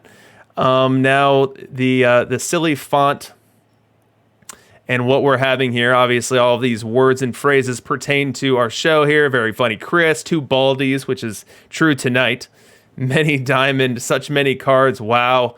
I don't know that I can get any more descriptive there other than I am familiar with the Doge meme series. Help me out and fill in what I'm missing. So, Doge is a very old meme, and I figured you'd probably seen it, but I was running out of time, and Swecky is not available for my golden memes. So this is what I came up with. The text in the wow and the very and the many is very typical of a Doge meme. It's just kind of what it does. Missing this isn't a terrible card, yeah. But it's Doge with brightly colored text and all the wows and the varies is pretty much your staple Doge meme. So, all right. Well, Kidneys, I must say that I take great satisfaction in another huge victory on OK Boomer, OK Zoomer. As we close out 2020, I can only hope that your camp can rally into 2021. You and Swecky will be working overtime next week. I have no doubts. Yeah, I mean, we set it pretty high with our deep fake shenanigans, and then we got your video kicked off YouTube with a rickroll. So I'll count that as a win in my book. True story. But he'll come back and we'll cook something up, and you'll be regretting, playing the game. All right, so that closes out that segment. What we're going to do now is we're going to do our giveaway. I'm going to go ahead and open it now. The way to sign up for the giveaway is to write !ticket within the chat. We're going to pull 3 winners tonight. Each of those winners will get 10,000 perfect points. And the way to redeem that when you do win is to DM me your perfect team username with the correct capitalization. And that's all I need to send it to the powers that be and get those points on the way, typically to you by morning. So we'll let that run for a minute. We can even jump into our first slide here on the year in review. And really as a continuation of the theme that I mentioned at the outset here, this is really just looking back. What have you guys seen on this channel? What's been the relevance of it? What have you enjoyed? What have you not enjoyed? What are some of the things that maybe you missed? And we're going to walk through the various things that we've seen and some takeaways and notes that we want to share. So first, we'll start with Reading Between the Lineups, which is the show that we do on Tuesdays, and we've been doing it now for 11 episodes. Who remembers starting with Walnut? Good buddy Walnut, founder of the DLL, was a great leadoff batter for that show, and very appreciative that he was able to join. I think the thing that sticks out to me for that particular show is just how not toxic he ended up turning out, which was a nice surprise to some people. I also remember the gift drive, the toy drive that he and those around him really take to heart. And Walnut was kind enough to post into the DLL Discord the pictures of them delivering those gifts to those families that really need it for the holiday season. So I was very happy that Walnut was willing to bat leadoff there. Really gave an awesome account on what this game has meant to him, really how it gives him that fix, playing the slot machine with packs, being able to pretend like he's got the little guys within the computer, and that's really how he likes to think about this game and think about team comp. And I think that's illustrated well with him rolling out Vlad Guerrero, no ifs, ands, or buts. Yeah, Walnut has been one of my biggest supporters from day one, and he continues to help me out with just ideas for my stream and things like that. So he's a great guy, and I was glad we were able to show that to the rest of the community, because sometimes he tends to get a little grumpy. So Grumpy Walnut. So after Grumpy Walnut, we had Mac Jax on, 3-time Perfect League champion Mac Jackson. How many titles has he won since he came on? 0. Oh, no. Poor Mac Jax. We cursed him. M-Dub was the first to call it out. And I feel terrible because Mac Jax is another great guy. That interview really was the first time that we had an opportunity to nerd out a bit, go really inside baseball with regards to gameplay, with regards to talking about an ideology. Mac Jax was sharing what his War Max ideology is in terms of optimizing his team and taking frequent data extracts to make sure that he's on the right path. I thought it was a really interesting interview, and if you're someone who happened to miss that one and are curious to hear what a 3-time Perfect League champion had to say, definitely check that one out. Yeah, if you like data and observe stats, and you're a big believer in like WAR is a great way to evaluate players and things like that, definitely go check out the Mac Jax interview. He had some fantastic insights on that sort of stuff. He is pretty much the guy that got me believing that this is a skill-based game and not an RNG-based game, as so many salty people like to throw out there at times. He is the definition of, you put in the time and effort, and you'll get there. So, and Street Pro 33 asking how people can see episodes. You can do so in 2 ways. You can do so on this Twitch channel, navigating the video feeds there. I find the YouTube navigation to be a bit easier and more intuitive to find past videos. So if you go on YouTube and search DRC Nomads, you'll find the channel there, and everything is there as well. And I think Marksman or someone was telling me that the render rate and the experience is a bit better on YouTube. So be your own judge and check out what works best for you. So after Mac Jax, we had Quanta Condor on. Quanta Condor, and this was our first opportunity to have someone from the BFF on the stream talk about what it is like to be at the head of a free-to-play community there, talk about him winning the Perfect League World Series. And we really got an opportunity to go inside some of the drama that surrounded this game cycle as BFF and Quanta Condor found themselves at times at the center of it. So I was very appreciative for how candid he was, how willing he was to take all of those questions. And I think a lot of people had an opportunity to hear some of the things that they were curious about on that interview. Yeah, Quanta is just a really fascinating guy. He's got a lot of unique approaches to the game, which is cool. And, definitely the winner of the best hair award. Though I have to say, I feel like I now can compete with Quanta for the best hair. Yeah, I don't know. I think I might pick a different winner. I'll take Walnut's hair hidden by his hat over both of yours.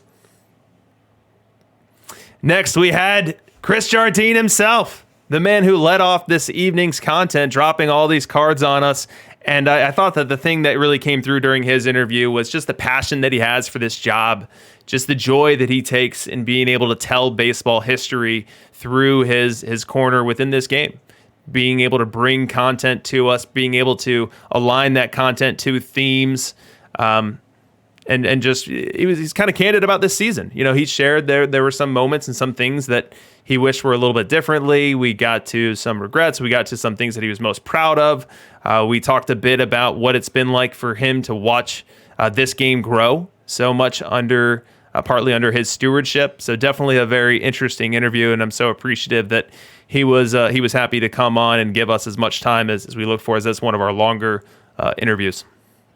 Yeah, I think if you get to know Chris, he's just a really genuine guy, and he really loves the game and cares about the game, and he's a lot smarter about the game than you might think. So I think this was a really fascinating interview to listen to his thought process on a lot of the things like that, and just get to know him a bit better.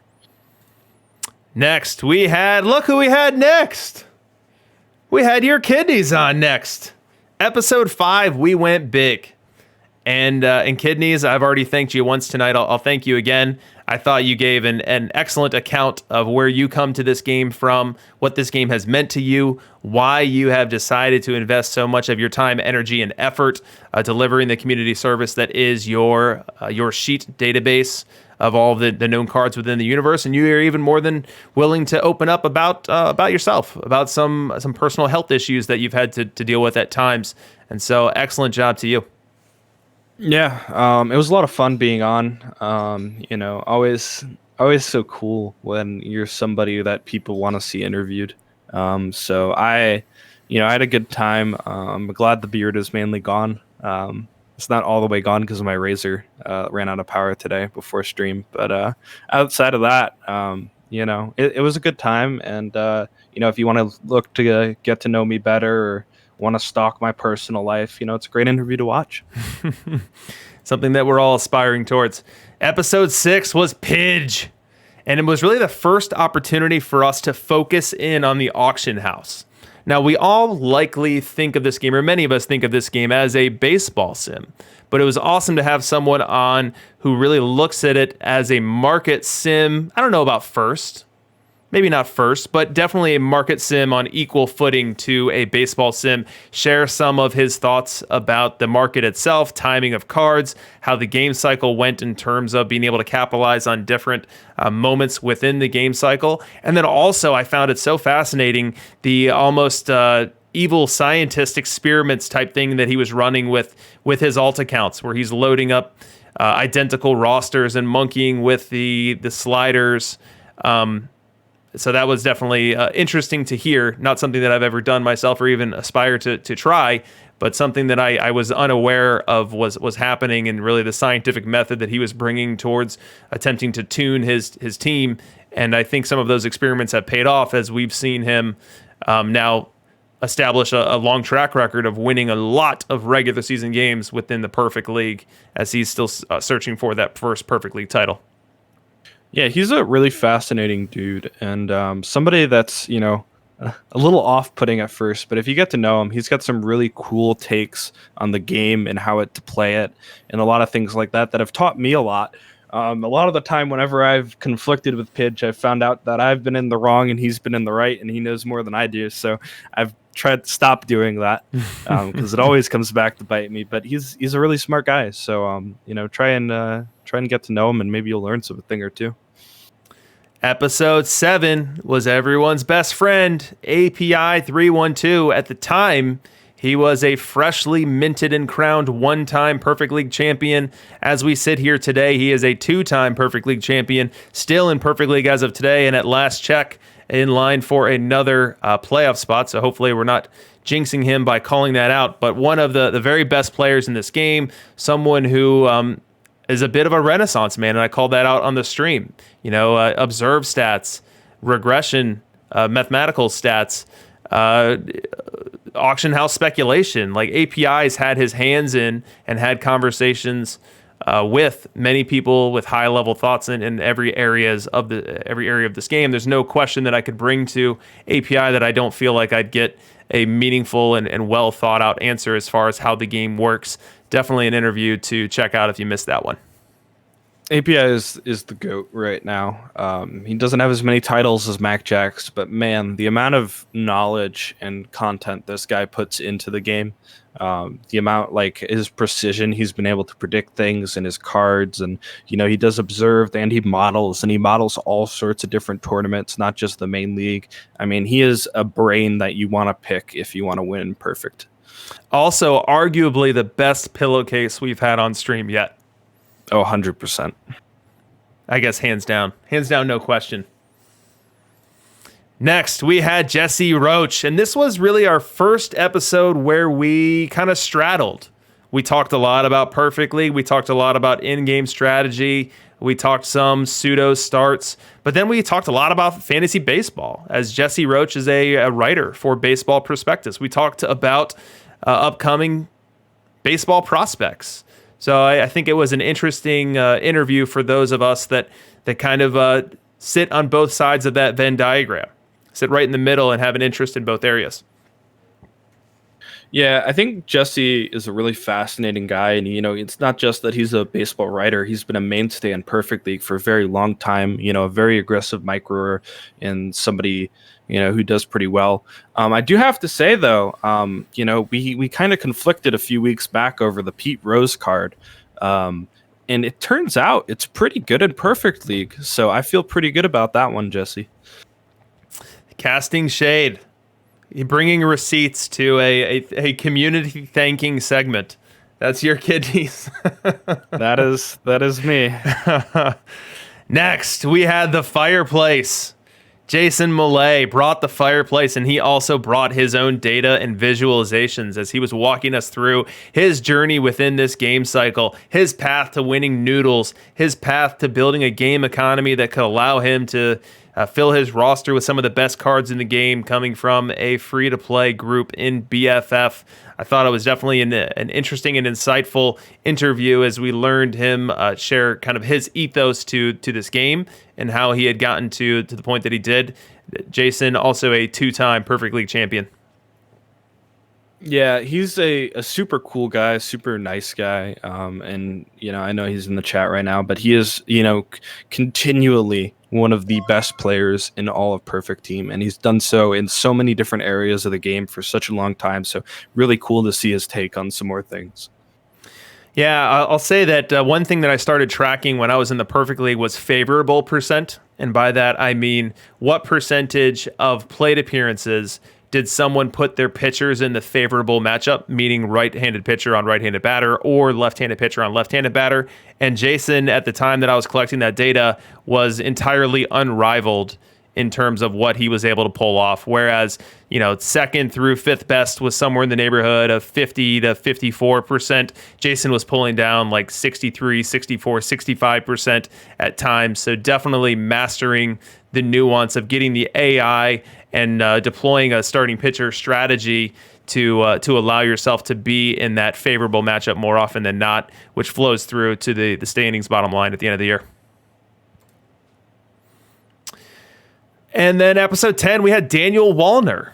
Might not be a name that some of you guys are familiar with, but this gentleman here is the designer of all of the Perfect League card art that you see today. So every card that you get your hands on, every card that you open up in those packs, Daniel Wallner was behind the scenes developing the templates for them, developing the artwork, even drawing the artwork themselves for some of those. So definitely an interesting look into the process a bit. I think the things that really stuck out to me from that interview were the scale of the operation. When you think about thousands and thousands of Perfect League cards, all stemming from the pen of one guy, that's a really big job, and one that turns over entirely year over year. And so a very big responsibility that really came through during that interview.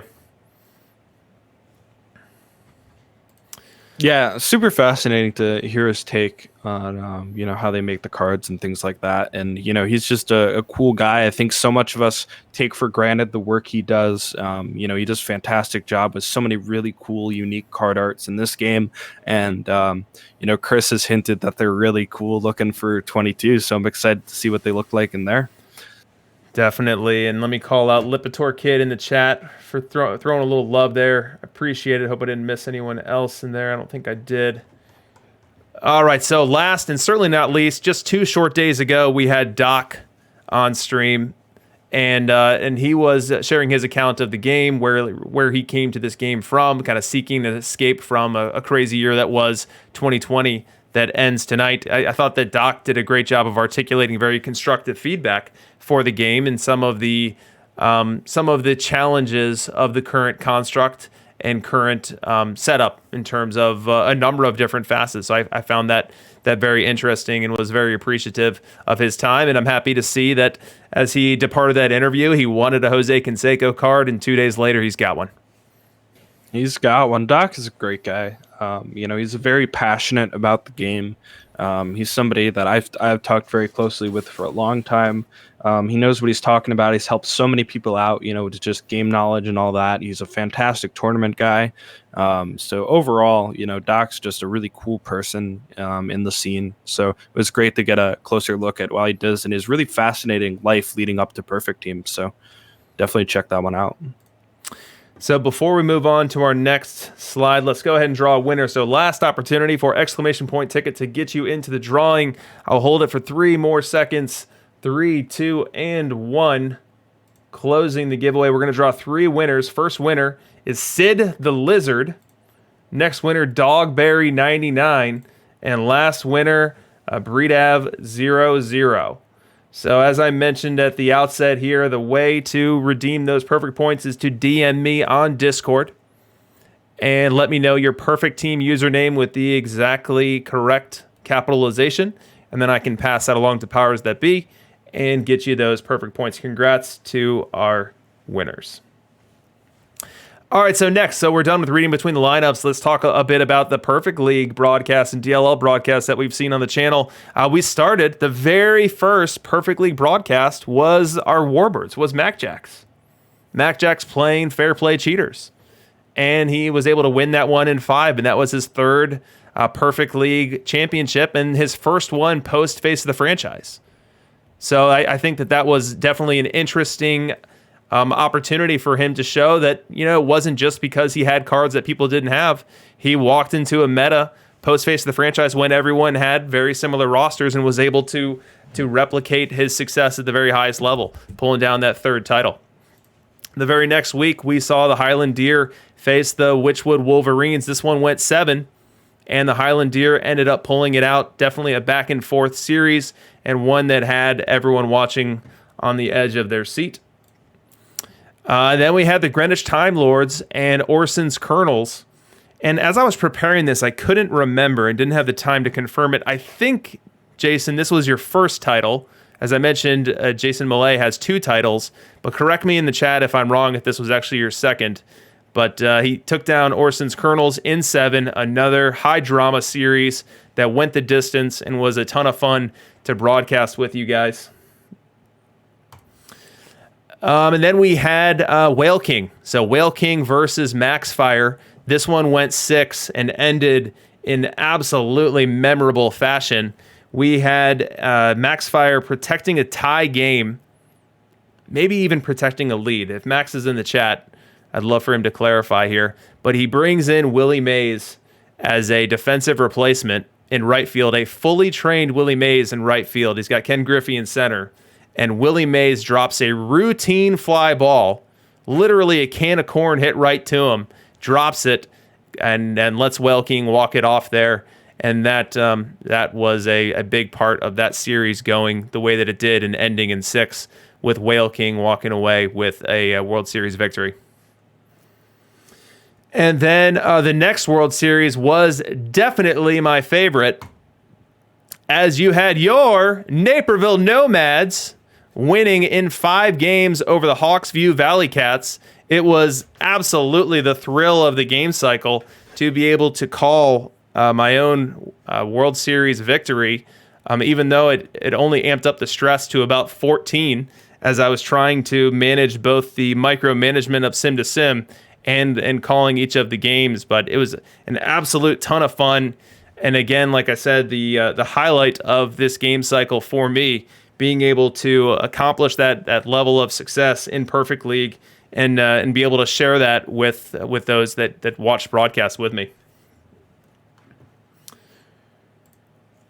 The next one after that, and honestly, I had trouble bringing the same energy to the World Series after that, because not only was I not in it after the week before being able to call my own broadcast, but I had been relegated.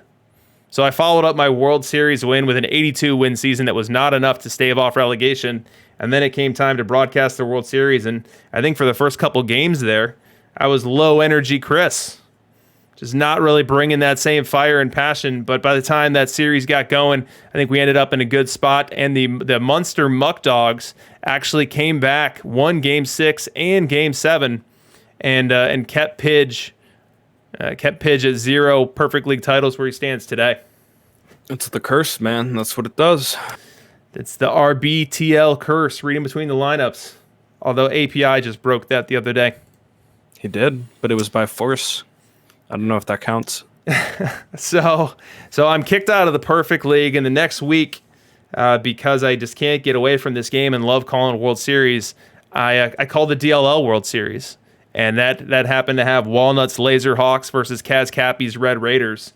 And this was an incredible series, which had Walnuts start with 2 wins, then Kaz Cappy pick up 3.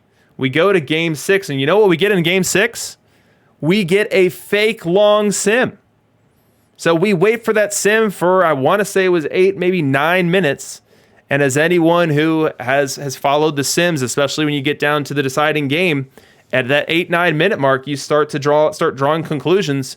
And so we're talking on the stream about Kaz Cappy winning his first DLL title, and it turns out that it was a fake. Walnut wins that Game 6, and then comes back and wins Game 7 as well and heads on off to Perfect League. Very memorable broadcast for sure. The very next week, I found my way into the DLL World Series, but T-Chuck was too much for me to handle as he and his hoagie mouths took me out in 6, and he went on his merry way to Perfect League, and I have been trying to find my way back there ever since. And the very last broadcast we did on this channel was Free Dave Brown versus Roscoe's Blue Sox, still in the DLL.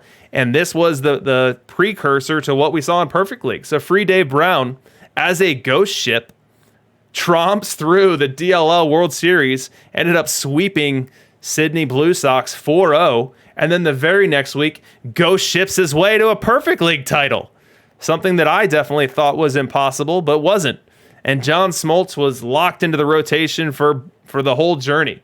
So a wild and fun journey to follow, and one that I at least got to call. I think I called both ends of it, because the broadcast after this was my first one on the Out of the Park Twitch channel, and that was Free Dave Brown winning it. Absolutely, yeah. So some pretty crazy. What a run for Free Dave Brown. I mean, a guy who put so much effort into the game early on, and he takes his hands off the wheel, and he just had it in the right place. So. Yep. And so that was our Perfect League and DLL broadcast. Ton of fun. If you are not in the habit of joining those broadcasts on the Out of the Park Twitch channel on Sundays, definitely check it out. Not only is it a good experience where you get to see some high-level gameplay, talk some strategy, see how high-end players duke it out from a game-to-game perspective, but you also get a ton of packs along the way, as that broadcast is normally around 3 hours, so you're walking away with a handful of packs for your trouble. So now, last and definitely not least, let's talk about This Week in Perfect Team. The very show you see here tonight, the flagship, the show that launched it all. And here is a screen cap from our very first one. And you may think like this was a screen cap that was 1 second of video, but for anyone who actually watched it, I was dropping frames like you wouldn't believe, and this was about what people saw. They heard the audio pretty clearly, but the video was not working at all. The Kidney's audio was atrocious. It sounded like he was talking through a cup and a string, and that was really the theme of episode 1. Fear and dropped frames in Naperville.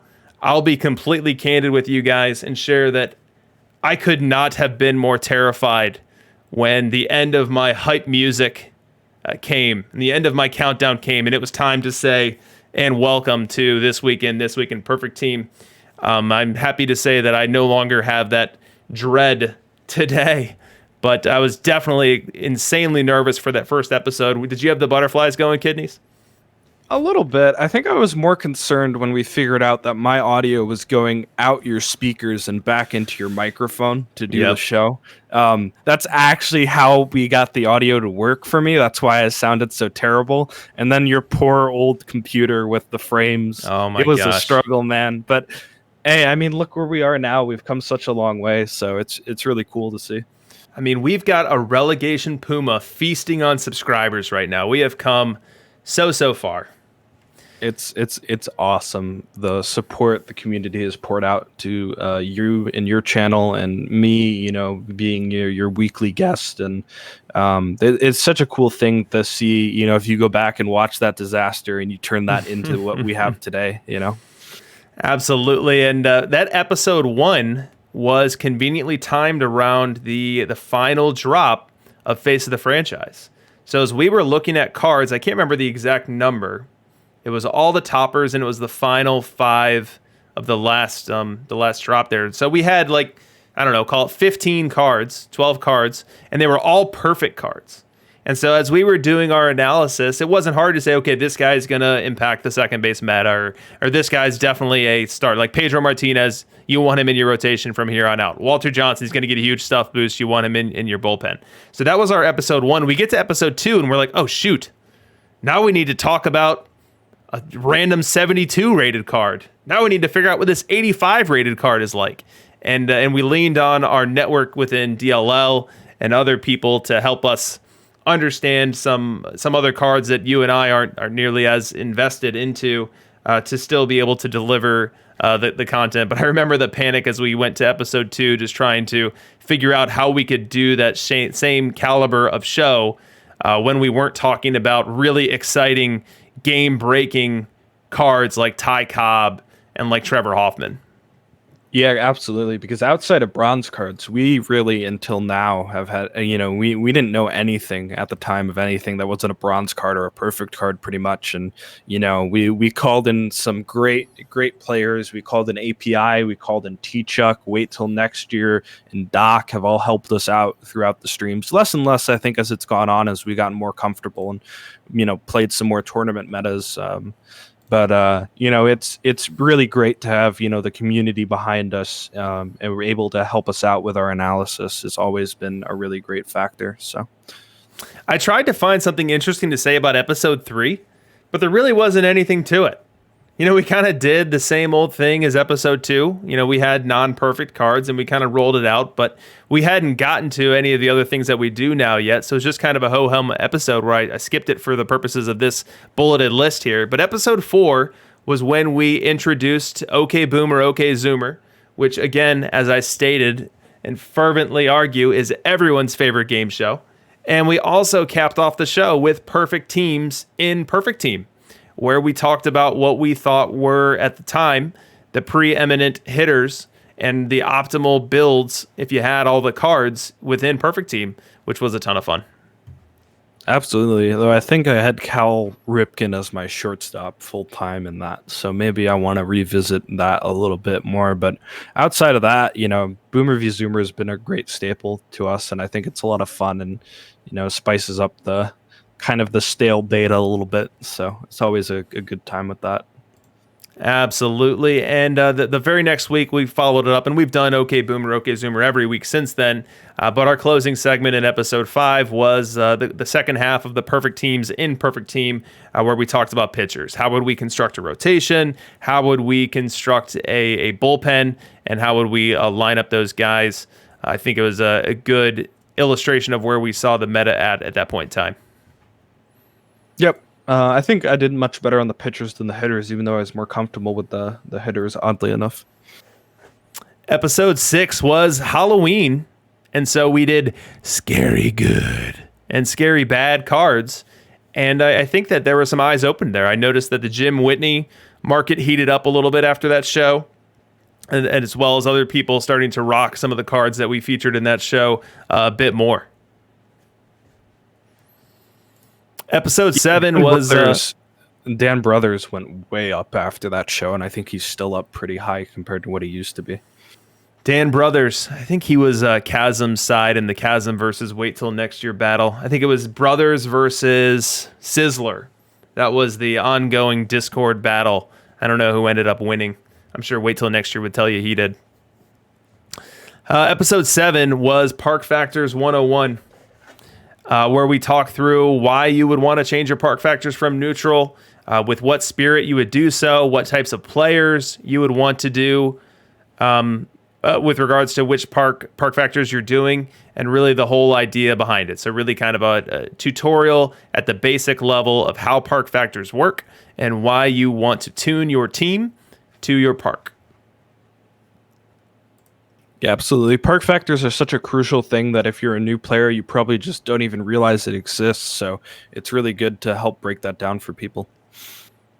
And then week 8, episode 8 was right before the PTCS tournament, right before the big one. And so we gave a PTCS roster building tutorial. And this was before the qualifier, I should say. And so we gave a building tutorial, what resources are available to you in the community. I'll name drop once again Angered Unicorn, who does an excellent job breaking down tournament metas and providing data for why he chooses the players that he does and ranks them for the various tournament builds that he takes on there. And we also got a little bit into data extraction. What category should you be extracting? How do you do that? Yeah, data extraction is such a crucial part of the game that I hope with 22 we get some more support for.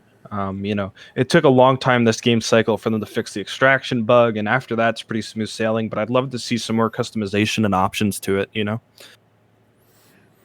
Episode 9 was a community AMA where we took, I want to say, a dozen questions or so before the stream. We prepared answers for them and then welcomed questions again within the channel. And that's something that continues to this day. Probably the best forum for that is the new Discord channel that we have set up for the channel here, where we have avenues and channels tailored for the questions that one can have. But definitely what makes this community great, as we've heard from so many people in the interviews that we've done and the testimonies that people share for how they've traversed this game cycle, questions and answers and really connecting with people are the very fastest way to get better at the game.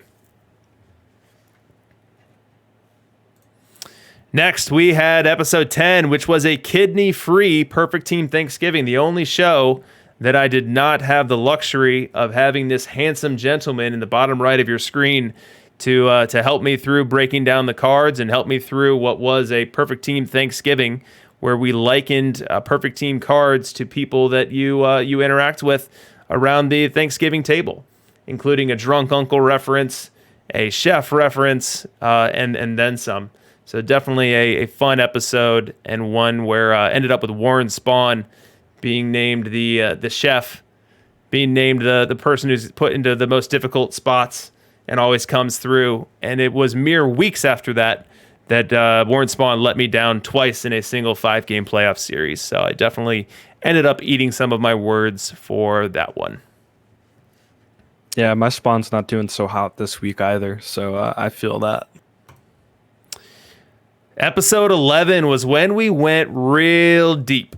We did Bronze Bonanza, and we gave the community options for the different types of teams they want to build. So for each position, we gave you a bat, we gave you a glove, and we gave you, actually, I think we gave you 3 bats, 3 gloves, and then 3 balanced options that were within the meta and went position by position. And frankly, might have been the biggest mistake we ever made, because my bronze tournament win rate took a huge dump after that stream. I went from winning like a win percentage about 585 to like 550 overnight. Yeah, I went from being a very common regular winner of the daily bronze tournaments to being a very uncommon winner after that stream. So a little bit of sacrifice for the greater good of the community, I think, on our parts on that end, as we were both pretty prolific bronze players at that point. But no, that was probably the most fun I think I've had in our special segments, was doing bronze and breaking down so many cards for you guys. And it was just a great time overall. And a comment like Dogberry99 has in the chat makes it feel a lot better. He says, Episode 9 reignited his passion for tournaments and for Perfect Team in general. And if my win rate needs to take a hit so that someone else can enjoy the game in a new way and get a new reignited passion for the game, then that's all worth it. And Steve Fed, no, I didn't just play Joey Cora. I got you to play Joey Cora for a month. So I was very proud of that. Man, what kind of friend are you? You're Rick rolling 350 of us last week. You're pushing bad cards on C-Fed, this fine gentleman who's trying to speed run this game. You're just trouble.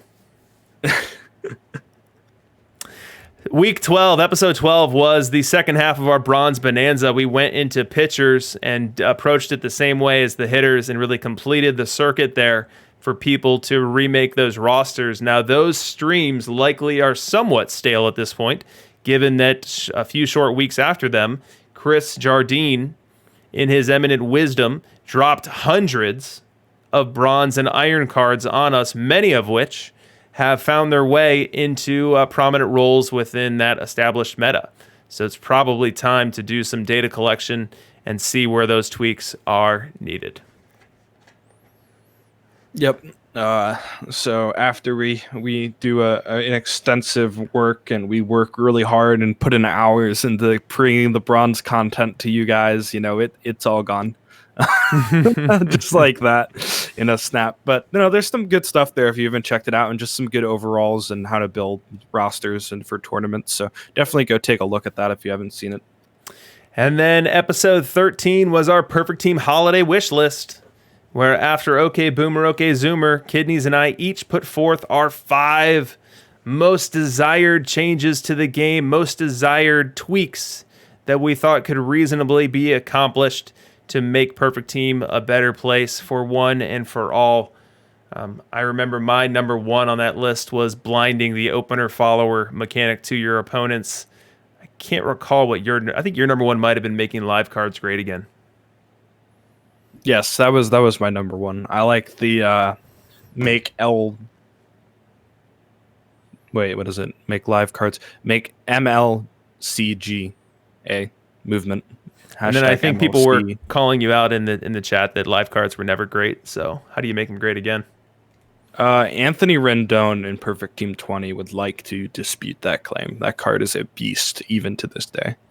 It's funny you mentioned Anthony Rendon. I opened him in my entry packs when I first got this game, and I started as a $5 player. So I got my entry packs. I put in $5, and he was one of the cards that I pulled out, and I sure rocked him probably through silver as my third baseman. And in entry pool, he was a murderer. In the lower level leagues, he was absolutely awesome. So Rendon and PT21, well, definitely not someone who was able to get to and through silver, gold, diamond, was or holds a fine place in my heart. All right, and let's get to the meme review. So Swecky Ox, who is one of Kidney's buddies, has been an absolute gem for the channel. We are so appreciative of all the help that he's provided. Beautiful things like you see in your screen now, or the wonderful Twitch emotes that we have. These are all coming straight from Swecky Ox's beautiful brain, beautiful mind, if you will. You see Kidneys throwing my shiny dome with baseball seams on my head there. We had this... This Zoomer meme here that I can't get enough of. We had this one on the mustache night, or at least my side of it was from the mustache night. Your side seems like it's from a different night or from a different photo. We had Perfect Team Thanksgiving, where he had Chris Jardine's head, the head of the table, and then you and I both taking big gulps of our drinks. Oh, and this one, which probably is my second favorite. We'll get to my favorite in just a moment. But this one got me laughing really hard on stream because, one, I knew what this meme was, and just the pictures here, and just that, you know what, eating grin on the face of Jardine. Me just happy to release cool new cards. That's Chris right there, all right. Oh, I love it. I just love it. And then this one, the pièce de résistance. Let me make sure I got the audio flowing on that.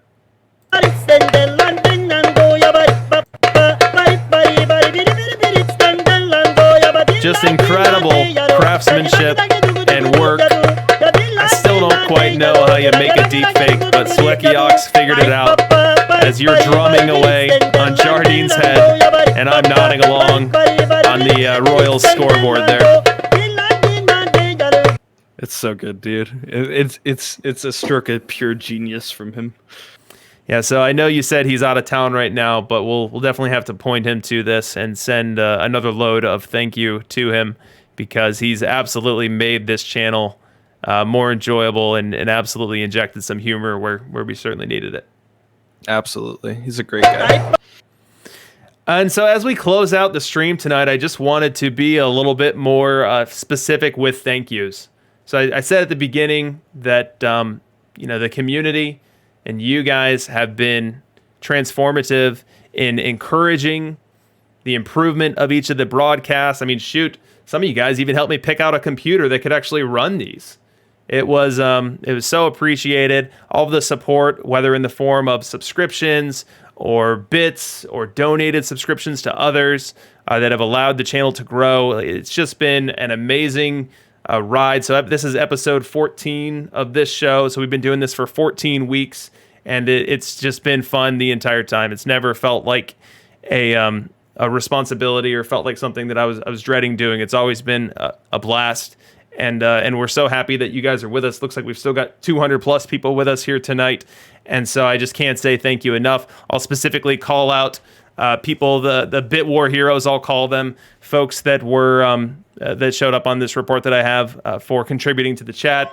Walnut, I know Walnut went crazy on the night that Vlad came out, so thanks so much, big guy, as well as being a consistent supporter, both from an idea perspective and from just being Kidneys and my champion this entire time. Crass at SF Giants, Chuck 8403, API. Ooh, it looks like I've got an extra one on that one. Maybe it's just API 312. Mac Jacks, Red Eclipse, Wait Till Next Year, Fabic, Tom Budo, man, T-Chuck 4, Lipitor Kid. You guys are all the real MVP, so thank you so much. Let me also call out the Super Santas, so people that gifted out subscriptions to others within the chat. This has really been the easiest and quickest way for people that might not have thought that they were going to end up being channel supporters to do so, and that's so appreciated and really spreads the love. And now that we've got a Discord channel that really provides additional benefits for those folks, I'm even more appreciative now. So Chuck 8403, Mac Jacks, Wait Till Next Year, Calls Longhorn, Shifted, Rocketer 1, Jedi, DMP, who seems like he wins just about every giveaway that we do, Lipitor Kid, and then we've had a number of anonymous gifters. And if that's any of you, I can't say thank you enough. Subscribers and then followers. So I've had the subscribers scrolling at the bottom of the screen the entire evening, and every one of you are awesome and are very much appreciated. If you're a follower, if you're new tonight, if you've been following for a while, I thank you too. We do this show for you guys. We do it because the community at least seemingly enjoys it and will continue to do it. But really, as we cap off 2020 and as we look towards 2021, towards the conclusion of this game cycle, and as we move into the next, I just can't say how much more excited I am for it, knowing that we've got this group of supporters here and really fans that are helping to encourage us and continue to bring additional content that makes the community better for all. So thank you. Kidneys, that's a mouthful for me, so I'll let you have a moment to share your thoughts. I think the thought of going into a new game cycle and doing this from the get-go and getting to break down everything, and OTP being so generous to support us by, hosting us and rating us and that kind of stuff. So we got this, who was it? We got a Reba 21, his first time viewer. He says, can't wait till next week, going back to watch previous episodes. That's so cool to me. And I love that kind of stuff. You guys are what makes this happen. You guys are what makes this really enjoyable and fun for us. We get support from the community. People, help us out with some of the ideas for the show. They provide memes, right? We have people doing analysis behind the scenes for us, that I called out earlier. So really, without you guys, this wouldn't be happening. So thank you so much for your support, and I'm really excited to see what we can do next year. So. Yeah, thanks so much. And as we're speaking here, we've got Tucker824Z using Amazon Prime to redeem his free subscription that way. We've got Chuck and Extreme UW and Fourscore sharing some more love in the chat. So thank you guys so much. This year would not have been the same without you. And who knows if I would even be playing this game still at this point. So it's definitely been a community thing, and that's been a familiar refrain that I've heard from so many people. It's that the community is what keeps you engaged. The community is what is really the greatest asset of Perfect Team, and I couldn't agree more. So we will be right back at it next week on January 7th. It'll be our first stream of the new year. I don't know exactly what our segment will be as we close it out, but Kidneys and I will come up with something. We'll bring it to you. If you have ideas, would love to hear it within the Discord. We've got a dedicated channel in the Discord to this show where we like to funnel those ideas and have constructive dialogue about what you'd like to see as the final segment. If you've got some good memes or good 90s trivia to pop on Kidneys, let me know. We've got other channels for our other shows. If there's someone that you want to see interviewed on RBTNL, definitely let us know there. If there's something that you want to see on the Perfect League broadcast, if there's stats that you think would enrich that broadcast and make that any better, we want to hear it there as well. So with that said, I really appreciate it, guys. Kidneys, any parting thoughts? I think I touched on it all already. Just excited. This has been a surreal time for me getting to do this for the past 14 weeks with you guys. And it's been quite the journey. So I'm looking forward to doing it again next year and It's such a joy for me to get to do this and talk about something I'm so passionate about, and you guys come out and support me for that. So thank you to everybody who's still here. Thank you for everybody who watches, or if you're going back and you're watching this, everything helps. So thank you so much. Awesome. And we'll close the show down by thanking our supporters of this particular stream here. We had Chuck and Dishnet gifting out subscriptions. We had Crash SF Giants, Walnut, Lipitor Kid, and a host of others sharing bits and support in there. So thank you guys so much. And with that, Kidneys and I are out of here.